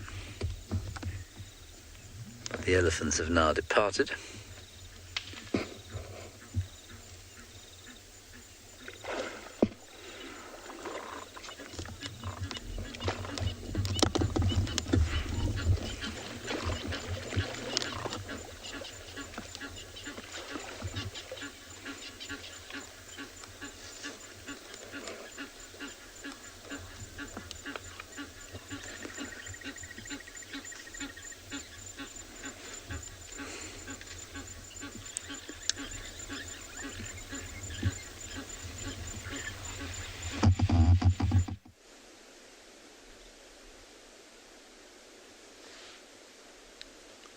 Stay on the playing ones, I think. So one of the young cubs has come back from its little bout of feeding at the carcass and has pounced onto one of its siblings. And that is what the two fluffy bellies that you can see there are. The two little cubs playing with each other. I must say, it's very lazy, half-hearted playing. It's kind of, they're pushing each other's paws in each other's faces and putting their back legs up against each other's tummies. Look at that. Almost playing lion footsie, if you will. One of the other youngsters feeling left out. Let's see if he goes to join in.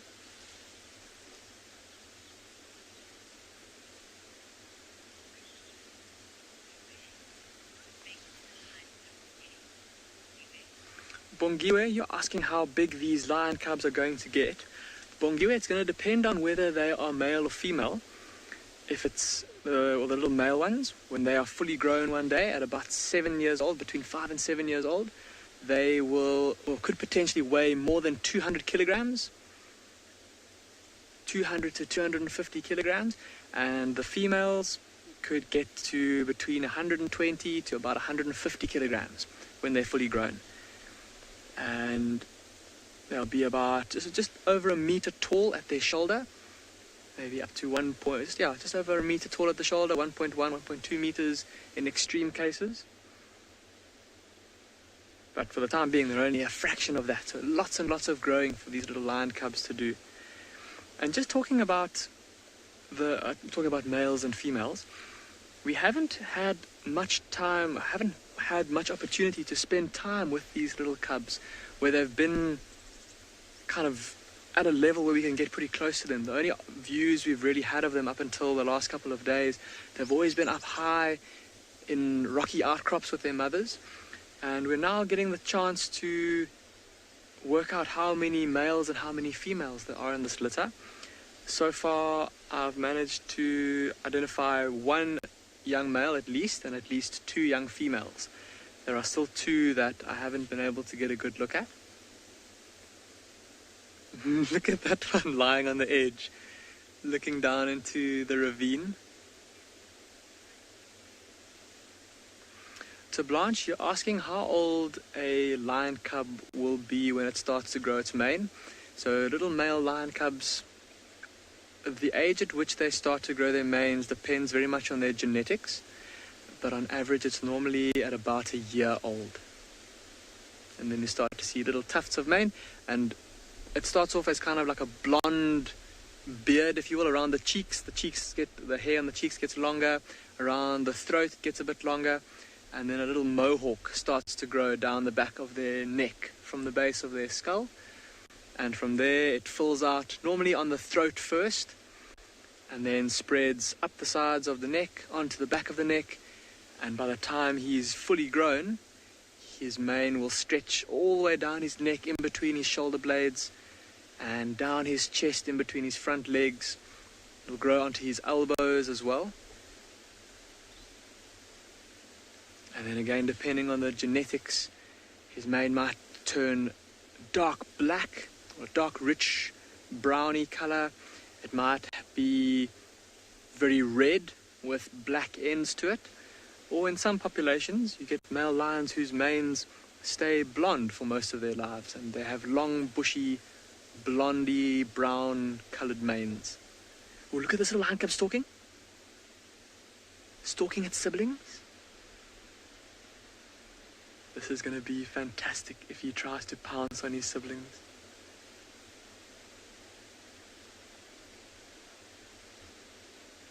Look at how careful it's being, placing its paws very carefully, tail tip twitching, gathering its back legs underneath him.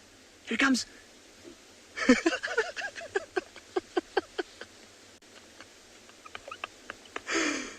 Did you hear that little grunt? Shame the one cub got a fright. Oh my goodness, that was hilarious. They are just the cutest little things, these little lion cubs, when they're so playful.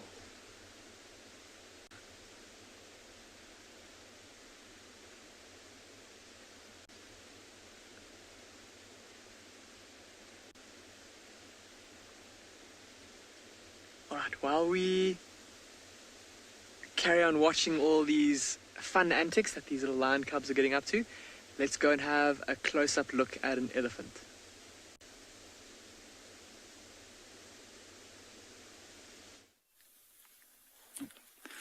Right, so today really has been an elephant day. Now, the elephant actually came too close, and we can't actually film him because he's slightly behind the car. But these elephants are all around us, and I'm just going to be quiet for a moment so you can just listen to the sounds of them feeding.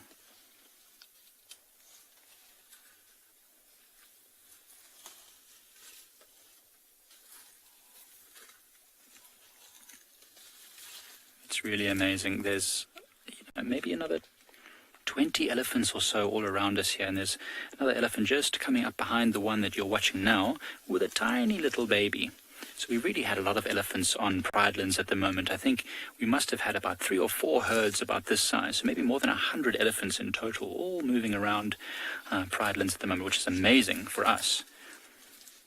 You can hear their trumpets at all times of the day and night. And these ones are being... Oh, hi, it's waving at us. Hello. How are you doing? It's good to see you too. I know that they are very, very hungry. We're actually close to what's called a drainage line, an area where there's a bit of water in a low-lying area heading towards a dam. So these elephants are just enjoying this greenery. So you can really watch them using their trunks to great effect to snap the branches and twist things around. Wonderful. So these elephants are going to keep moving slowly past here. We're going to watch and see what they do whilst we watch them here in this beautiful, beautiful golden light.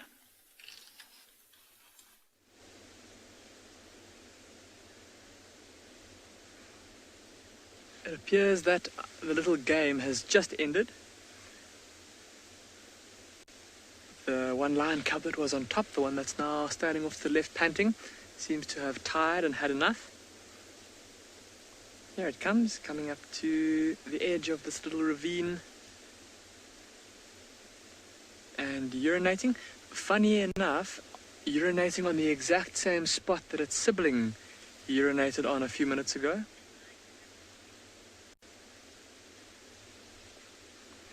Sassy Cassie, you're asking if lion cubs have ever seriously tried to kill each other. Sassy Cassie, I don't think so. Well, I've never seen or heard of that happening before. I have watched lion cubs getting into fights that well, at least to us, looked very serious, where there were horrible sounds that were coming from them. I mean, looking at that cub now, you wouldn't believe how deep, even at this age, how deep their voices are. The intensity of the growls that they're capable of when they're fighting over a carcass. And I do remember one instance watching, it was in fact this pride of lions, and the lionesses had killed a young giraffe in the night. And the lionesses and the cubs had eaten a little bit when one of the big males came along, and using his bigger size and his aggression, he pushed all the other lions off of the carcass and proceeded to eat pretty much the majority of the meat that was left. And once he'd finished, he walked away and lay down under a tree, and as soon as he lay down, the cubs all got up and rushed to the carcass to go and finish it off.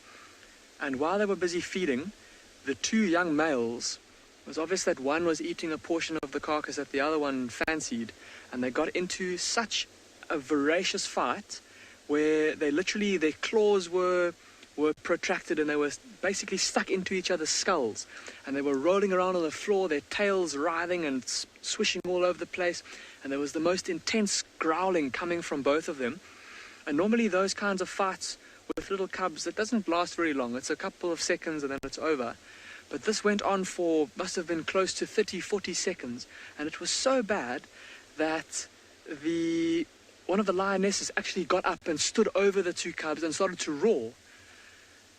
And pretty soon after that, the cubs separated, and they each went back to opposite ends of the carcass, carried on feeding kind of comfortably.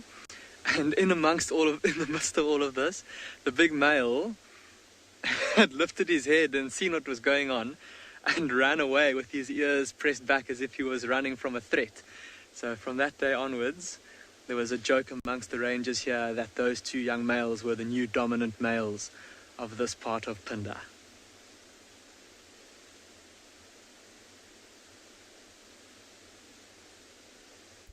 Wild Earth relies on support from viewers like you to carry on broadcasting our daily live shows. A small donation goes a long way in helping us on our mission to connect the world with nature. Please visit our support page to see how you can help and become part of the Wild Earth family. Good afternoon, everybody. Welcome to And Beyond Gala. My name is Barney. I have got Owen as our cameraman for the afternoon. We have searched around, looked for a Birmingham Pride this afternoon to try and help our fellow friend on finding the Pride, only to find that they've crossed to the reserve to our east. We then came back to our spot with Makoti Male, where he is with his carcass that he had this morning. Later on in the morning, and we're sitting with him just before we started heading back to camp. That young male lion came straight past the tree here. We saw him, Makoti Male, taking the carcass further away up into the tree. And he's brought it back where it was later on, but he's fed a lot on it. And we just got back here now just to see how he's doing and how much food is left. There is not that much of the carcass left at all. But since we got here, he's been looking around, so I don't know how far that young maid has gone, but now, because it's starting to cool off, as we sit here and watch Makoti Male, his behavior might be able to give us a tip if this male lion is still close by. Even in the morning, the only way we knew that he was coming is after watching Makoti Male run from where he was, grab the carcass and take it higher up. And that was quite a smart decision from his side, because that male stood underneath the tree and looked around. Definitely picked up the scent of the carcass, but it didn't look like he managed to see Makoti Male up in the tree. So looking at how far in the branches he's sleeping, he's still possibly thinking about camouflaging himself so well that that young male doesn't see him. As you can see, even now on the camera, if you're not looking carefully where he is on the leaf, his camouflage is just too great.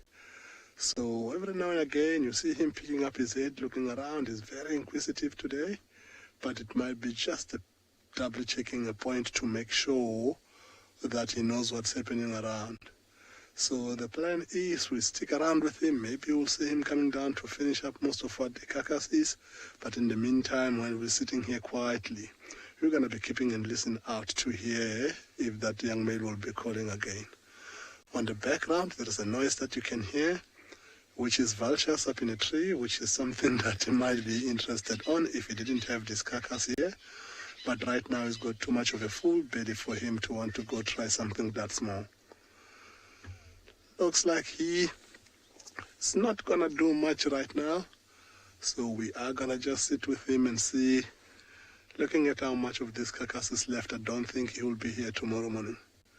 So one of the water holes that he goes to drink on, which we waited around there and hoped that he might come, he hasn't gone, so maybe he's going to wait for the darkness to fall for him to come down and maybe go have a drink, because he looks like he's been feeding for most of the day.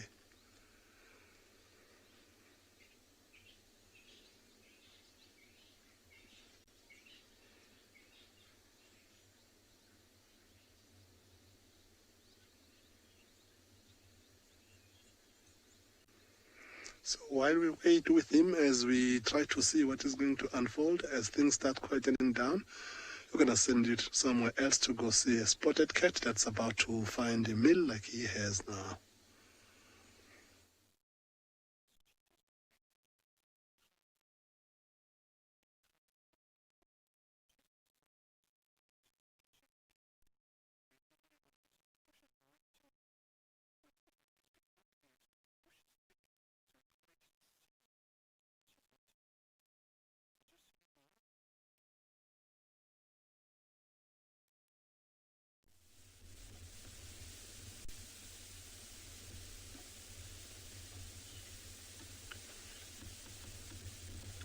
Hello? Hello? Hello? Okay, so this mother's been actively hunting. Sorry, that was my phone. So she's been actively hunting. The second cub is way out to our left. We can't even see it. But what they're doing is cubs are going from clump of bush to clump of bush to clump of bush, actually trying to flush out little rodents, and amongst those, they're also flushing out sengies. They haven't had a single point where they actually caught one, but it's really, really interesting to note that behavior. And at one stage, one of the cubs dived straight inside a bush, and we actually, Jean and I thought that it actually caught the thing, but it didn't.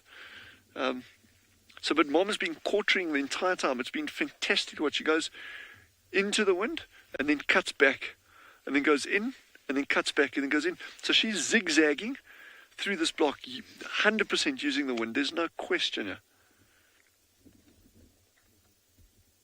This has just been such an experience in it. Oh, it's been wow. I'm just going to pull forward a little fraction here and see if we can get a little bit of a better angle for you. I have no idea where the third cub is.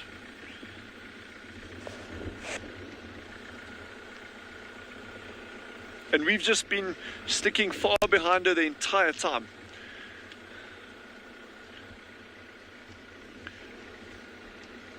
The cubs at one stage also chased what looked like a steenbok, but we couldn't be certain. It was a little bit too distant for us.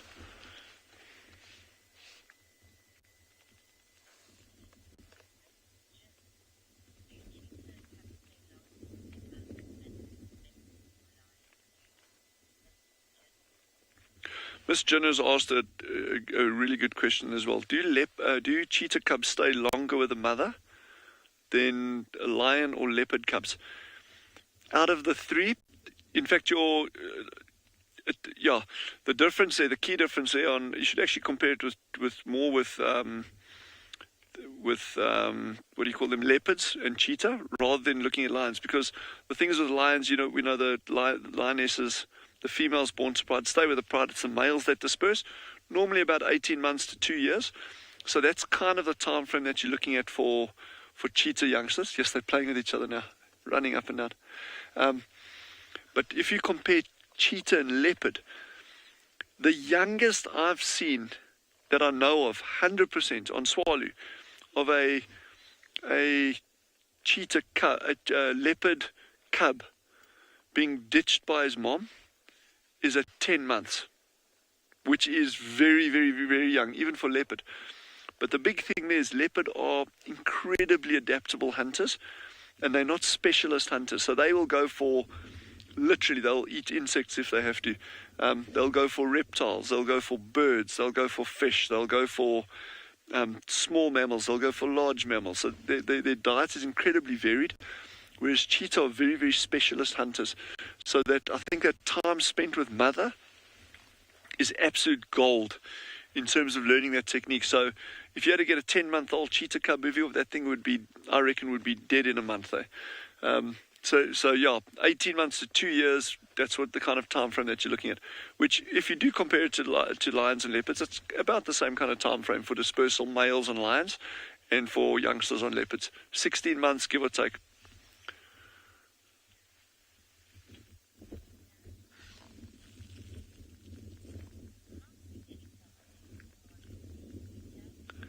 Beat has asked, how many cheetah are there on Tswalu? And our straight answer is we have absolutely no idea. I'm just going to move up here while I'm chatting. Our field patrols, they report we've got a coalition of four big males out here somewhere. We have no idea where they are. They're not used to vehicles. They just run if they see a car. That's just one of many coalitions that we know of. There's females with cubs that the guys constantly report. We were having a big debate last year. Just in this area here, there was this female with 2 cubs, another female with 2 cubs, and then that other female that we've seen with 3 cubs. So, yeah, we've actually we genuinely don't have a good handle on numbers of cheetah, but it's very, very strong numbers. Okay, now that's out there. Like, again, I'll just reiterate, I don't want to get too close to them when they're actively hunting. I'd rather stick behind them and at a comfortable distance so that there's no disturbance.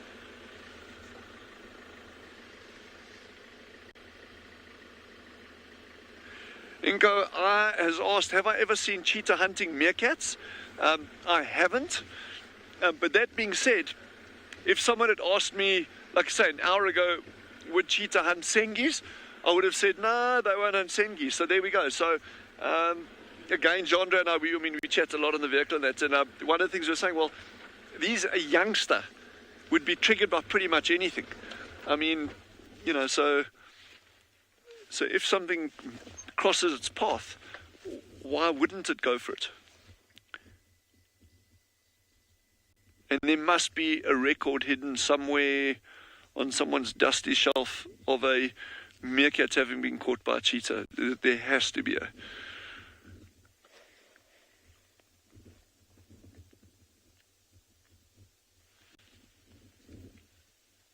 I'm always amazed just how well camouflaged they are. And with the most meager branchlets in the way, they can just disappear like a wraith. I'm just going to carry on sticking with these cats and see what they do.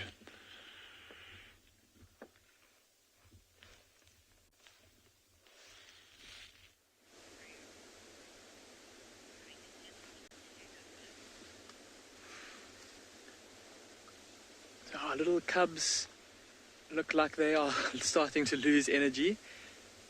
Their bouts of play have become shorter and shorter. And it looks like they're a little bit worn out.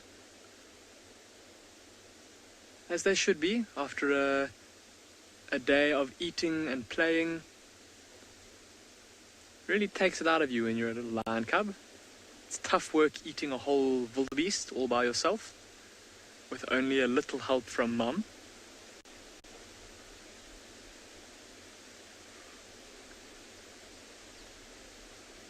And it seems like there's still one youngster that's actually feeding on the carcass in front of us here. Can just every now and then hear a soft little click or crunch.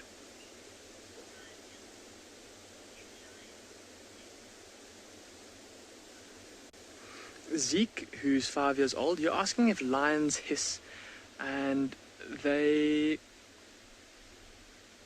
so like a cheetah or a house cat will hiss in kind of as an aggressive sound to try and deter you.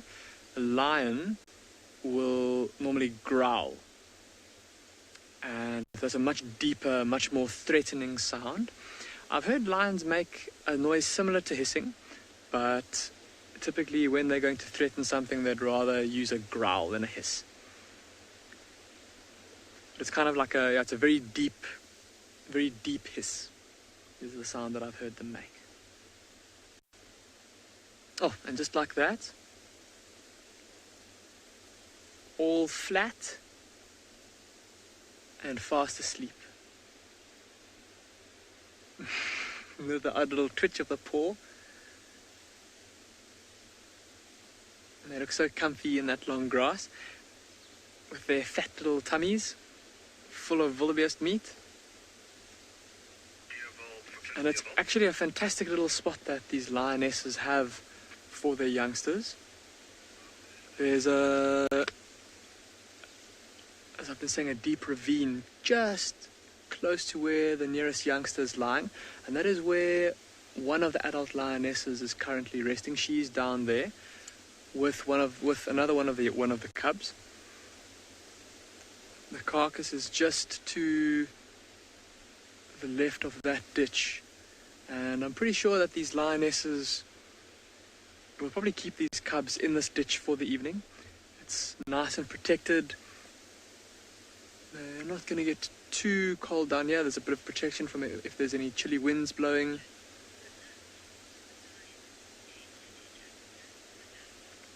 Pranav, you're asking if lions are endangered in Africa.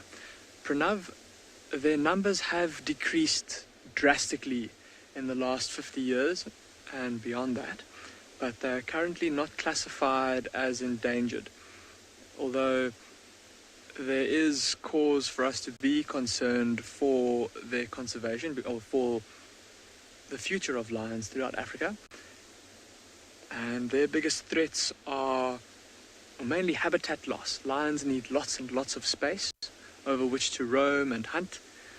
And with civilizations growing and settlements expanding, people always needing new lands to graze their livestock on, kind of people's influence is expanding massively across the continent, and lions, the areas where lions are able to live are getting smaller and smaller. But for the time being, they're not classified as endangered. I think we're going to spend a little bit more time with our lions just to see if there's maybe one last little bit of play that comes from these cubs. And I think after that, we'll probably leave them be. But while we wait, let's go and have a look at a beautiful sunset.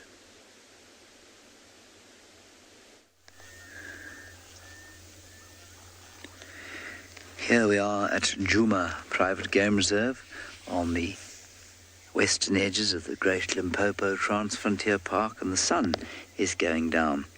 And what I thought I would do is sing a song that my family used to sing in the car when we were driving through wildlife areas, seeing not very much. And it's appropriate to this because of the smoke, which I shall explain shortly. It's a round, which means that the next person starts singing once the first person gets to the end of the first line, if you know what I mean. So by all means join in at home. We will be doing the Zulu version, not the English version. Ulundi uyashisa, ulundi uyashisa, biza umashini, umlilo mlilo, umlilo mlilo, tela amanzi. Was that good, BK? Yeah. Did you think it was good? Yeah, I think it was good. Do you think it was very good? Oh, it's very, very good. Thank you very much. Anyway, those fires, I think, are just controlled burns, and probably fire breaks. So people are burning fire breaks for the onset of the fire season. Now, as the sun touches the horizon, we will do our traditional silence for as long as it takes for the sun to set, about 2.5 minutes, and go.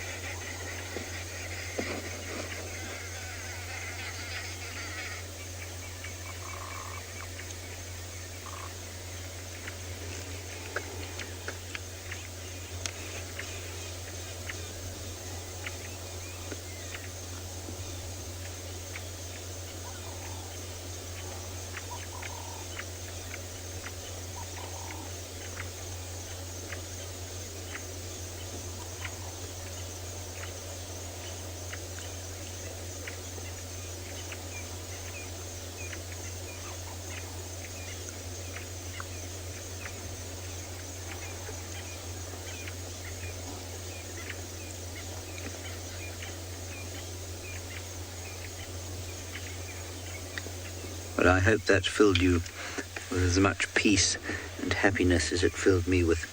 Let's go across to Lauren now. She's got what has been described as a mopping hyena to me. I'm not sure what that is.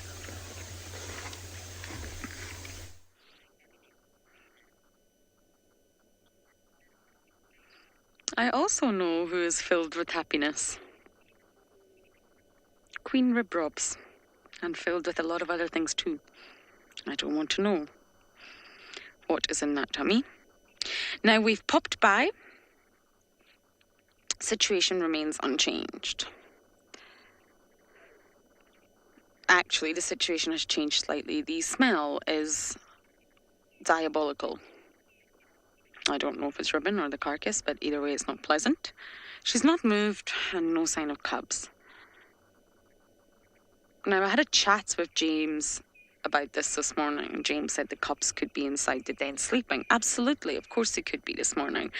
But this is our 4th visit here today. Poor Ribbon must wonder what's going on. And there's no sign. The cubs are 3 months now. And I just think they would be out by now. They will still sleep a lot. They're young, but they also have a lot of energy. You'd hear them. You would see them bounding around. So, unfortunately, the mystery remains completely unsolved. It's good to know that Ribbon chose to bring the carcass here. This was her destination, from stealing it from Tandy all the way down in Milwaukee. She chose this location. But where on earth are the cubs?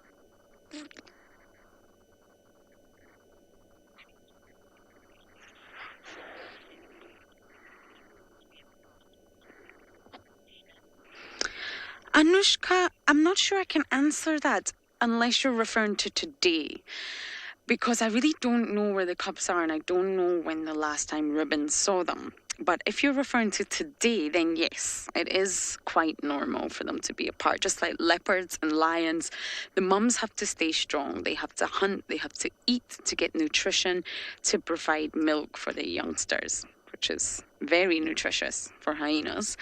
And it is normal to spend time apart. Absolutely. But as for consecutive days on end, with regards to hyenas, that's not so normal.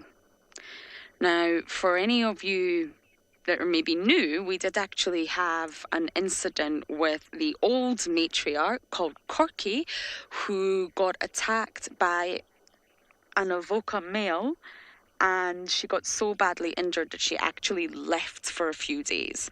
And she had a youngster called Plonk in the den. And Plonk survived. At that time, we believe that he may not be with us any longer at the moment, but during that period he survived without his mother for quite some time. So basing on that, the cubs will be fine. But I would just love to know where they are and why she's not with them. She's not injured.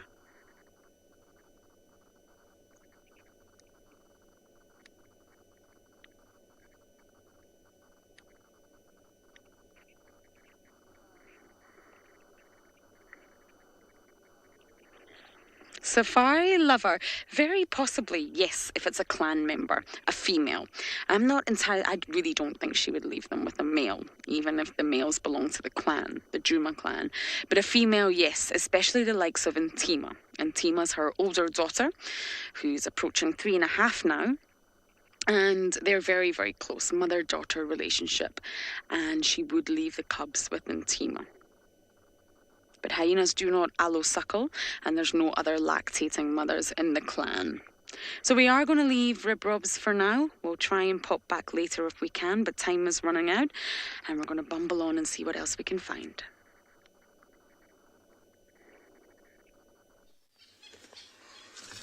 Yeah, look at how focused it is to something that we don't know what it is behind us.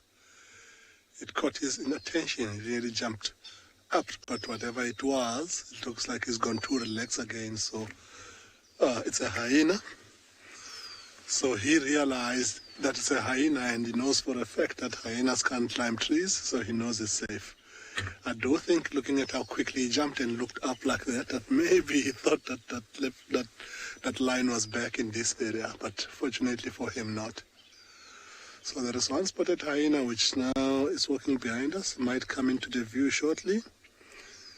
Just possibly they've just picked up some sand, or he's just started his day on his evening patrol, but looking at the point that he is standing right behind us right now, not moving much. It looks like maybe he's got a little bit of sand as to sand of the carcass in this area. He is on the move again.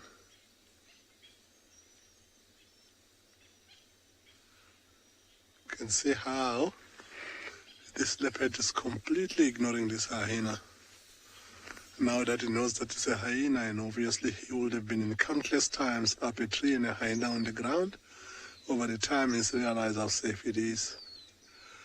And remembering how quickly he jumped and how he came down to the carcass when he saw the lion this morning, in his lifetime he must have had some close encounters with lions, and maybe he might have seen a lion climb a tree before, which will explain why he tried to move that carcass as far as possible. So what we might do, depending on what this hyena does, we might just go around onto the other side, because there is a chance that there might be some scraps on the ground that might have fallen down when this leopard was feeding earlier on. I know for a fact, unless another hyena came by during the day when we were not here, or the leopard came down to collect, I know that there was a piece of leg that fell out when this leopard was rushing to move this carcass away when he saw that young male earlier on today. So we will possibly try and reposition and see what the hyena is doing below the base of the tree, because from where we are, we're a little bit out of sight, so we can't see that right now. But yeah, looking at the leopard, he is not bothered by this hyena at all. Looks like he's just gone back to sleep.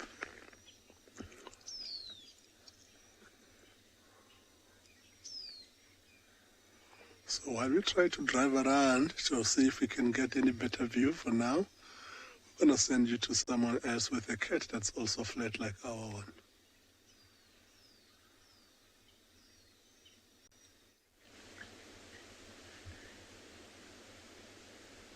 Welcome back, everyone. You've joined us just in time.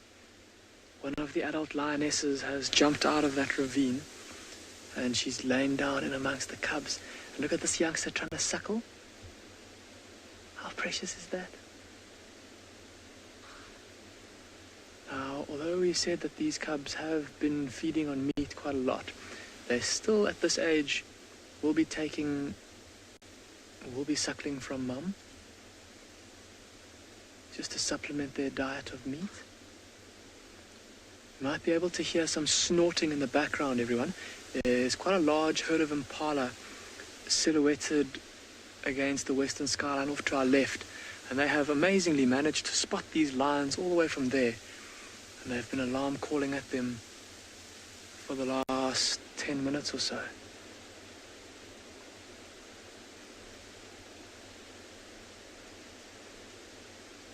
But just talking about that leopard that leopard over there in Ngala with Barney, and how there's that hyena circling under the tree. The smell of this carcass here, I'm pretty sure if there's a bit of a breeze blowing tonight that it might attract the attention of scavenging predators like hyenas, maybe even if there's a leopard nearby. But I'm sure that with two big lionesses being here, it'll be enough to put any hyena or leopard off coming into the area. So I think if you're a lion cub, you can sleep safe or sleep soundly at night, safe in the knowledge that your mother's here to look out for you.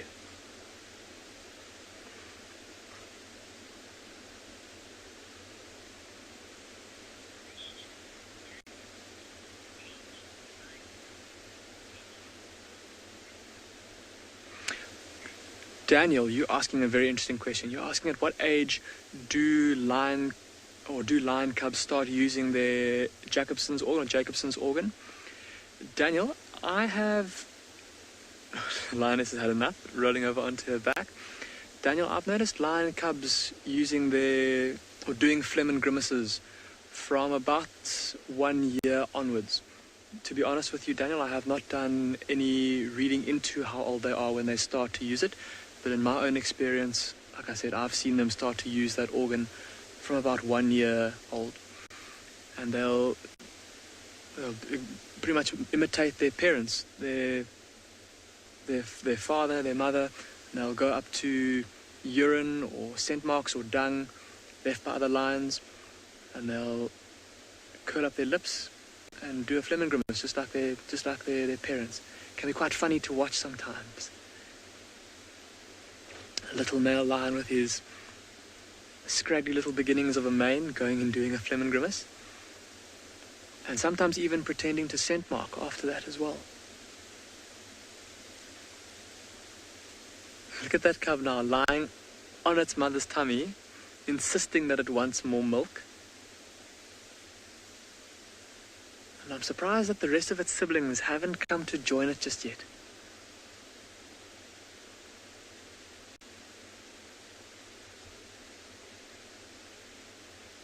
Ooh, speaking about hyenas, I can hear one calling in the distance. Can you hear that, everybody? Let's listen.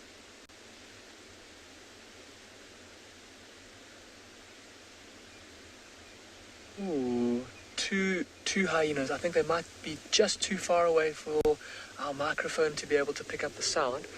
But there's two hyenas calling to each other off in the distance.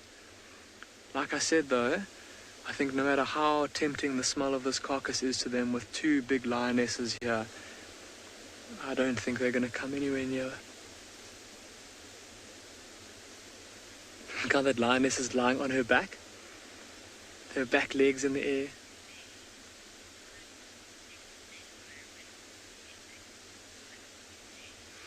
Stuck in bed, you're asking if a lion's health depends on their environment and on their genetics.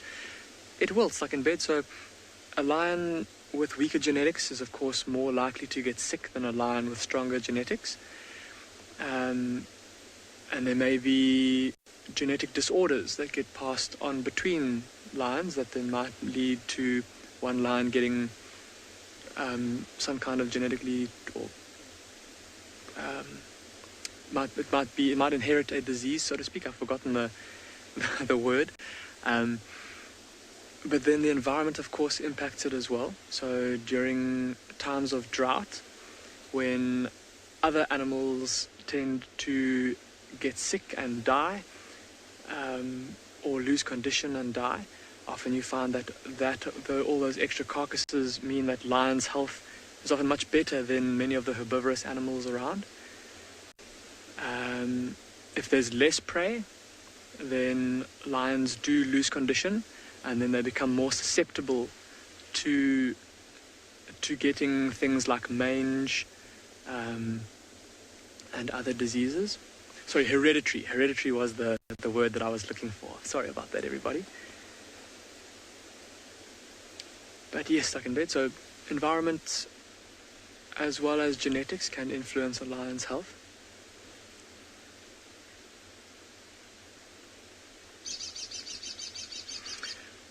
I think, everybody, we're going to leave these lions for the evening. These mothers with their little youngsters, they'll want to be on the alert as the sun starts to go down and other large carnivores start to move around. So we're going to give them their space for the night and see what else we can find. In the meantime, let's go and have a look at a buffalo with a large set of horns.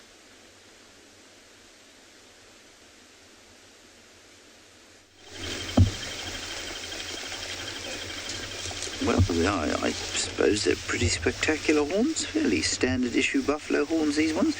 What's more spectacular about this particular buffalo is her ability to lick her own nose. Now, I know we've discussed this before. That was a really nice example of that ability. And as I've mentioned, I now know two people who can do that. Not quite as impressively, but they can lick their own nose.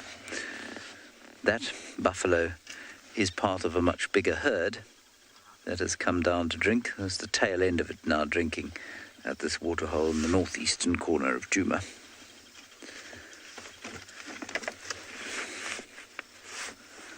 There they are.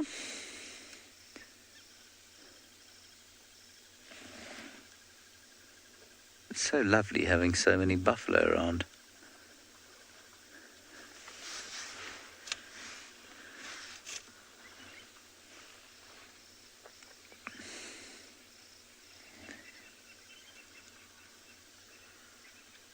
Sounds. Hippo, buffalo grunting, and if you listen carefully, there's a crested barbet going.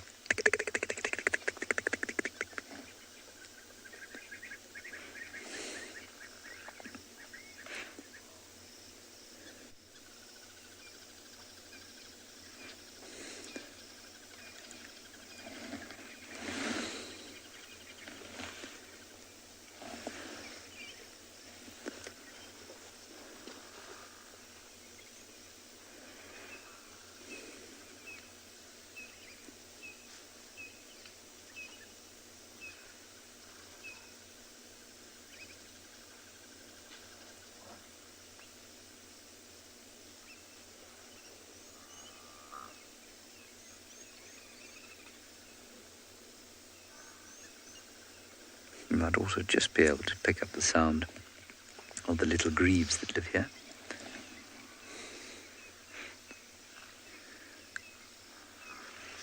Bika, there's a bull coming down to drink right next to the hippo. Let's see what happens there.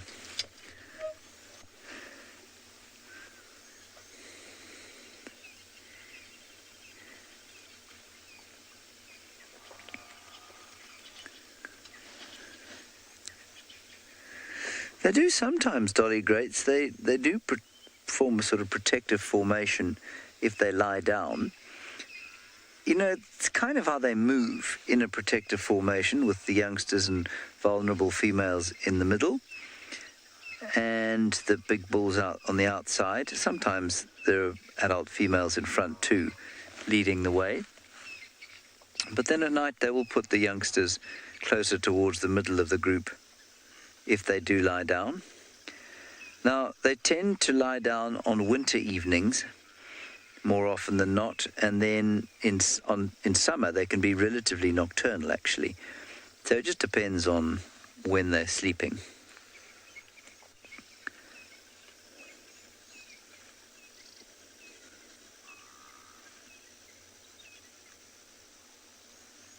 And like I say, relatively frequently, you know, buffalo get killed by lions, well, I mean, I think relatively frequently in all parts of Africa. And if they just stood their ground, there's no need for any of them to be killed by lions, except an old bull that was injured and perhaps, you know, has dropped off the herd. Same with an old cow. But if they just stood their ground against lions, they'd be fine.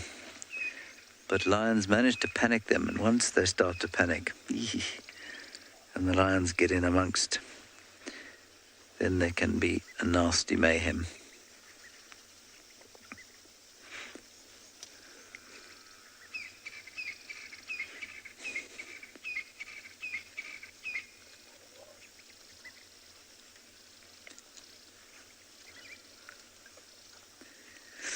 Just a kudu, there are sometimes more cows. You'd expect there to be slightly more cows in a herd than bulls, because you do get groups of old bulls that live together on their own, often away from the herd.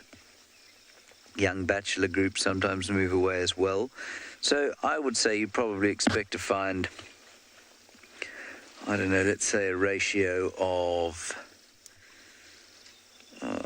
85, no, not 85, 15% difference. So, gosh, now my maths is really going to have to work hard. Let's make it 7.5 the one way, so 57.5% females and 42.5% males. I'd say that's what it would be.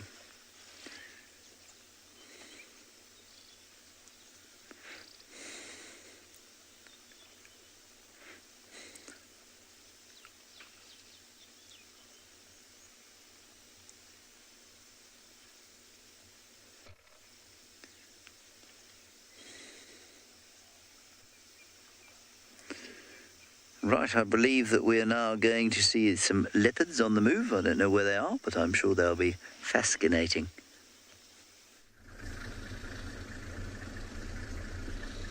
So we've got two big male leopards here. The one closest to us is the dominant male of this area, called Tamboti Tom. He is the father of Nyala, or of Tamboti, or of Makoti male. That other big male on the distance there, I've never seen him before. He looks slightly shy. It looks like they might be right on the edge of their territory, because Tamboti Tom looks like he's escorting this male out. Every now and again you hear a growl. And you can see how big he is, being so close to us. But we know him, he's quite relaxed. The other male further on, I don't know if I know him, if I've seen him before. Look at how Tamboti male is marking his territory there. Just reassuring the other guy and telling him who is the boss here. But the other guy, I must say, looks bigger.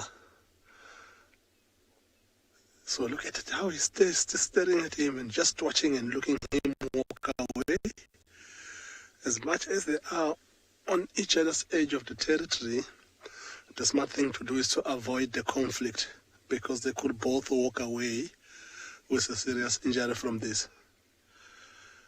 I don't see the other male now. It looks like he might be lying just behind the bush on the other side. But Tamboti Tom now is just lying down, just keeping an eye on him. We're just seeing the back of his head now. When I move slightly forward to see if you can get his face, you can hear the growl every now and again. So I'm not sure if it's Tamboti Tom's growling or the other one. But this is exciting, because Tamboti Tom, We need him to stay and fight and win this fight, because if he loses, it means that that cub that is about a year and a month old, which is a cub of Nyala female, that cub's life will be in trouble, because Tamboti Tom is also the father there.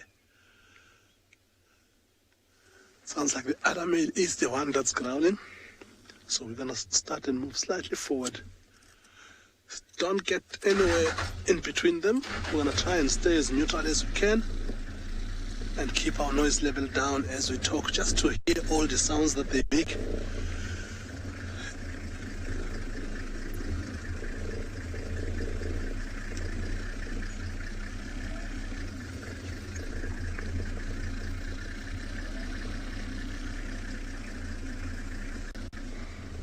Go, dog.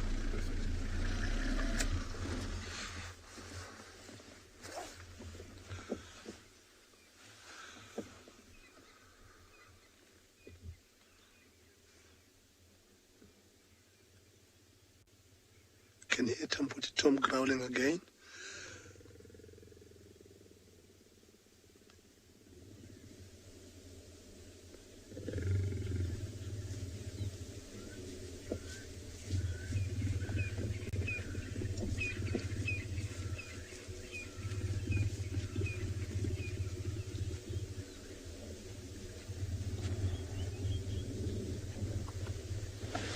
Tamboti Tom looks perfect right now. I don't see any scar on him.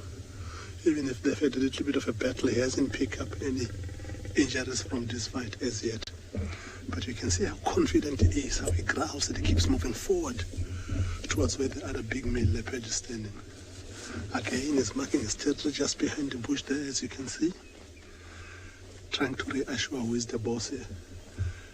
Hopefully, we'll see the other male crossing the road as well. Because if they go to our left as it is now, it's getting slightly too thick and it's getting dark. It might be slightly difficult for us to maneuver in that thick bush.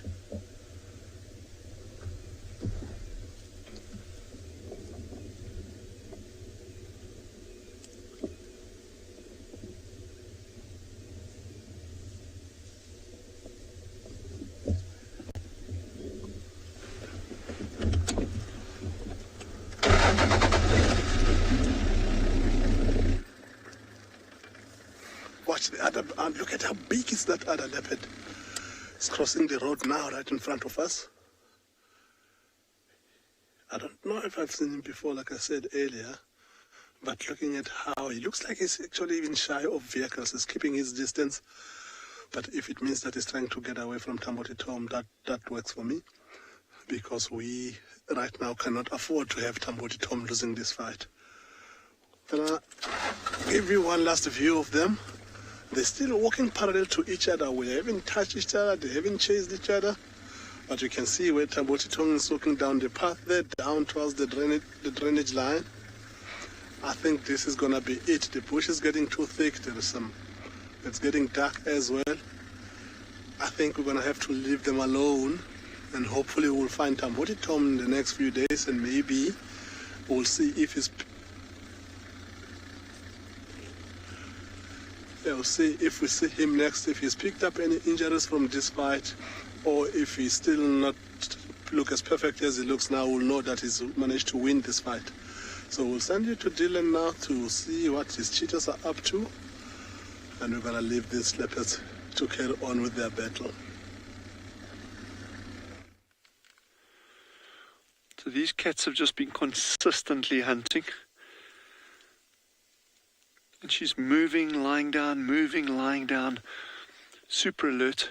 And she's been using the wind the entire time, quartering into the wind, back, into the wind, back, into the wind, back. The cubs are still pretty playful, as you can see, running up and down. There's one out in the open, you know. It is just quite tricky for us to keep actual sight of the animals. You know, we just because they, it's actually quite open in between these bushes, but just there's enough scattered clumps of bushes here to make it a little bit awkward to get the camera angles right. There's one just over there. We're just going to move around here, come around from the other side.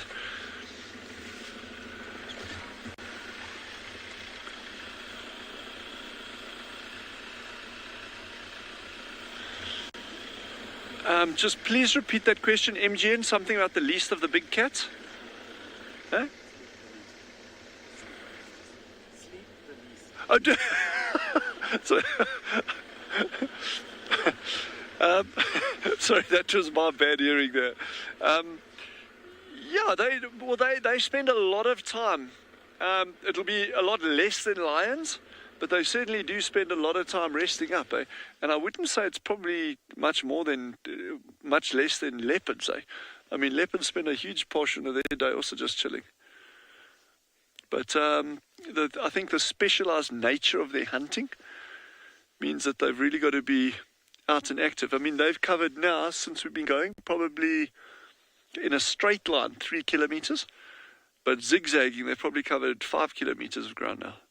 So just because they're those specialist hunters probably means they have to actually be out and actually actively hunting more than others. Okay, we've lost visual now. So before this young man on the back of the vehicle gets mad with me, because we need to get this proper sunset shot of the cheetah sitting up on a dune. Let's try to find them. But it just shows you take your eye off the ball and it's out the park before you know it. Okay, they're down to our right over here. You got them? But this is like so thrilling because it's like they are actively hunting. You know something's going to happen. But what that something is, we don't know. So let's see. Okay, this is a cub over here. Okay, now that the sun's out my eyes, I can actually finally see what's going on here. But what a sunset, yes.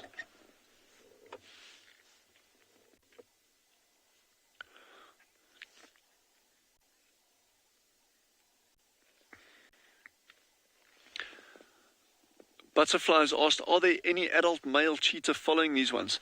Not that we've seen. But there could be in the area. It's certainly not impossible. I mean, we don't know where all the cheetah are, so. But I'd imagine it's unlikely. She's not ready to mate. She's got these cubs at foot at the moment, so she won't be in estrus at all. So there's no reason for the males to be following them. We're just going to keep moving slowly forward over here. But this is so exciting, and yes, it's so good that you're all with us to see this. And again, all our colleagues have been having brilliant sightings. I mean, 2 leopards, that's fantastic. So yeah, I'm just going to carry on tracking these cats like this slowly, just sticking with them.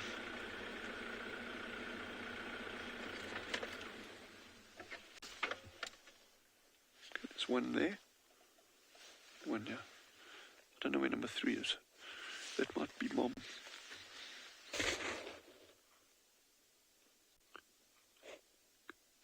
That's a cub. This is a cub. So Mom must be up ahead here somewhere. Sometimes if the cubs just sit like that, it can actually mean that the mom's busy stalking. So I think let's just wait and see if that cub moves forward. Then we can move forward, because if she is in a stalk, then I don't want to disturb it in any way. The cub, one here and the other one there at the base, you can just see its chest sticking out there. Yeah. There we go. I mean, look at that camouflage.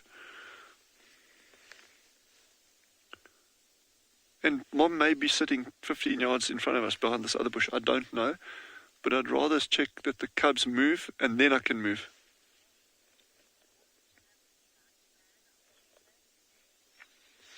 The average has just asked, what is the average lifespan of a cheetah? What we've seen on Tswalu, okay, there's Mom there. Well done. The oldest cheetah that we've had on Tswalu is about 10 years. Average lifespan in an area where there's like high lion density. Yeah, we've got a very low lion density here. But in areas where there's a high lion density, I mean, and that's a key thing when you're looking at a lifespan of an animal in the wild. Very often, and I think again I mentioned it a while back, is she's coming out straight towards us here. Often the lifespan studies have been done on captive animals. So animals in captivity saying, okay, well, a cheetah can get to 15 years, 16 years. but the lifespan in the wild is often considerably shorter. Not because they can't survive longer, but it's just because the wear and tear on them and getting killed by other predators is a lot more. The risk of injury is a lot higher.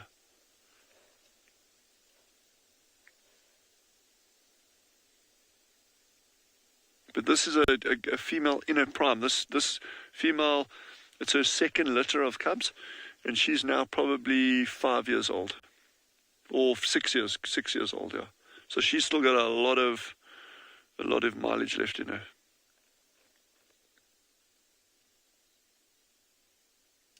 Look at the size of those back feet. Look at that. I mean, such a slender build, but just those back feet are just designed for propelling, obviously along with the muscular hindquarters, but for propelling that animal along at a ridiculously fast speed. And just walk straight past in front of the vehicle as well. Yes, it's brilliant. Cheetah everywhere. Nor any animal to catch. That's a line from a rhyme called The Ancient Field Guide. Okay, Mom's coming out again. She's right here. What a stunningly beautiful cat. Look at that. Oh, look, one right in front of us. One right in front of the vehicle. Hello. Hello.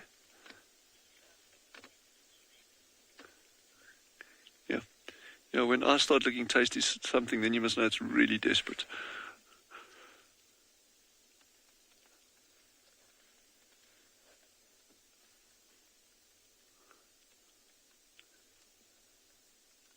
Or they were going to floss with me maybe after eating something else.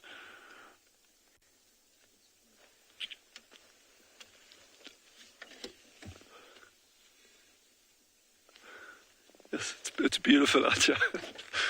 I'm just going to turn the vehicle a little bit to the left. Oh, yes. But what a beautiful time of day. Beautiful place to be. There we go.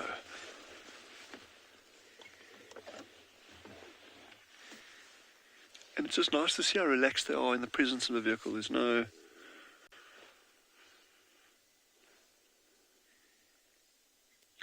So, if she moves up onto that dune crest, that's a dune crest that she's moving towards. If she goes onto that, we won't actually follow up. It almost actually looks like she's stalking something. I just want to grab my binoculars and see if there's something ahead of her. Okay, there may be something that we can't see, because she's looking decidedly like she's moving in towards something. Let's just, oh yeah, we must stick here. There we go. I think she's actually trying to make an approach on something. Ooh la la, watch this, there's something there. I don't know what it is. I can't see it. But she knows there's something there. Watch this, watch this, watch this. Oh my goodness. Oh my goodness. She'll try, if it's something that hasn't seen her, she'll try to get as close as she can and then start running. But it could also be something that attracted her attention. And I have no idea why I'm whispering. But it could be something that's attracted her attention, and then she'll just try to get a little bit closer to confirm exactly what it is. But also the fact that the cubs have now stayed behind somewhere tells me this could actually be a very serious stalker. So I don't want to move the vehicle, even though we're out of sight now. Just trying to scan up ahead. Okay. Well done, Jandre. He's got a little bit of a higher viewpoint there, and he's got a good pair of eagle eyes on him, so he often sees things way before I do.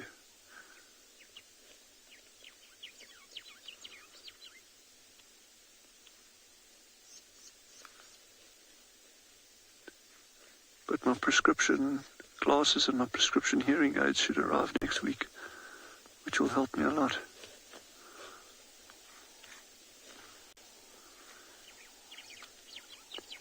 See, this is a point where you really are so tempted to move forward, but you shouldn't.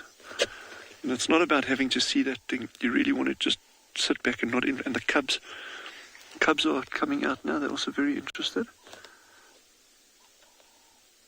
Yes, okay, so she's moving out. All right, so she's, whatever it was that she was interested in, it's moved off and that, so, but just shows that you never know. You're going along quietly like that, and next thing she's straight into this hunting mode.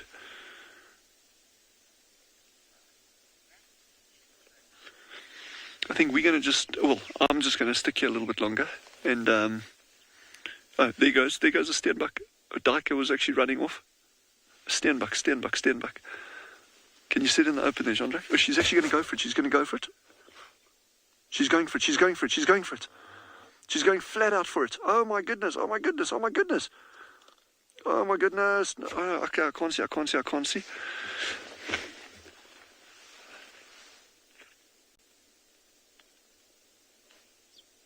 Cubs are waiting. Actually, that was a cub that went for it. That wasn't the mother. Okay, that was a cub. So I'll bet you bottom dollar that flippin' cub actually missed that kill completely. But that mother, that was probably exactly what she was onto there. This is amazing, man. Oh, wow. Wow. Hey.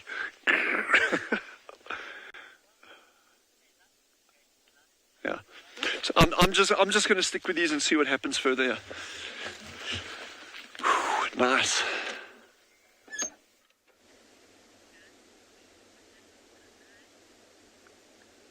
Welcome back to And Beyond Pinda, everybody. Have a look what we found. We left that lioness, or those lionesses and their youngsters, and we carried on over the hill, and not far from where they had that kill, we found this male leopard resting in the road. Have a look at how thick his neck is. A big, strong male coming into his prime. Absolutely magnificent.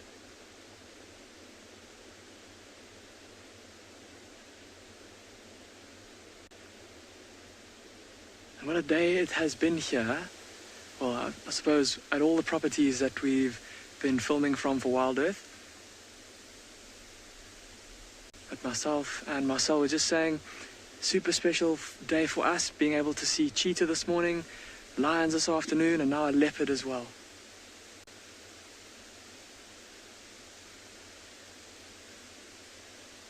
And just behind us, we did see a couple of kudu. So I wonder if this leopard is not, well, maybe did notice the kudu, decided that it wasn't an opportunity for him to hunt. We didn't see any young kudu, all adult females. But perhaps a little bit later on, he'll carry on following them to see if there's an opportunity to hunt there.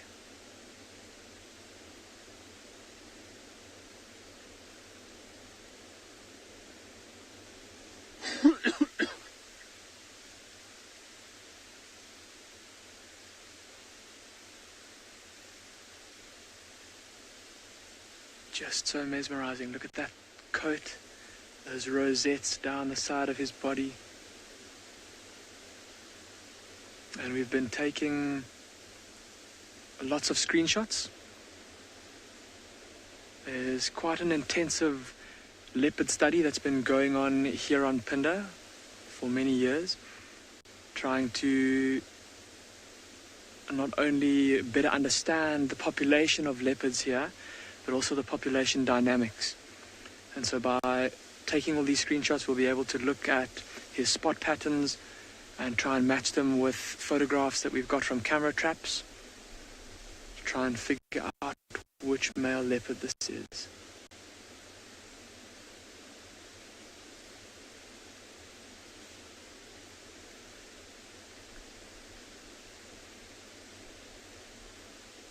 just gazing in our direction.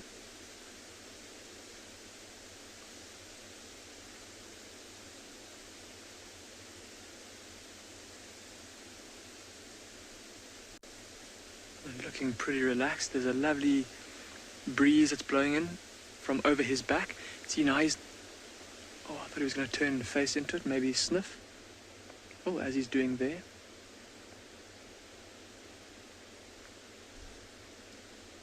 Beautiful. And marching off down the road on his way to patrol his territory and hunt into the night.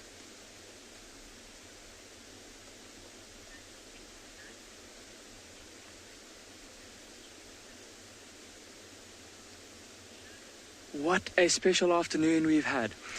And I think to wrap things up, we'll send you across to Dylan at Tswalu so that you can see those cheetah that he had one last time for this afternoon.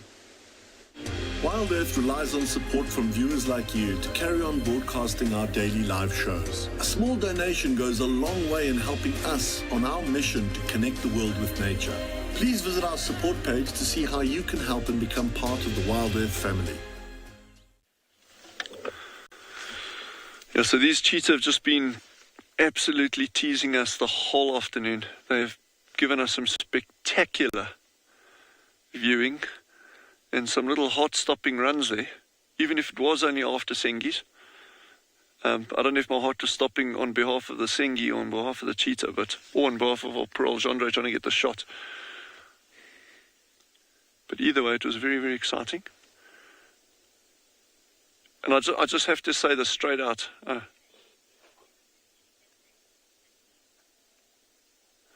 Vic has asked, do we ever move cheetah to improve the gene pool? We have done that historically. Tswalu is a massive area. It's 114,000 plus hectares. And we got a lot of movement even now through the borders of the reserve. We get things like, aardvark digging under. We get warthogs going out all the time. We get cheetah moving in and out. So our gene pool is very, very strong. We've got a very stable population, or increasing population. Like I say, we don't know what the numbers are, but it's a very good population. So that's a great question. And those kind of management interventions will become, and not just for Tswalu, for any reserve anywhere in the world, become more and more important over the years. I've got to just say it straight out before we finish up, is the shot we're trying to get for Gendre and for all of you, of course, is this silhouette shot of cheetah on top of a dune walking, but they are just proving remarkably difficult to actually get this. But I think they might come out here on the left. There we go, Gendre, they're coming up. There, watch us there. There you go. Almost a look at that.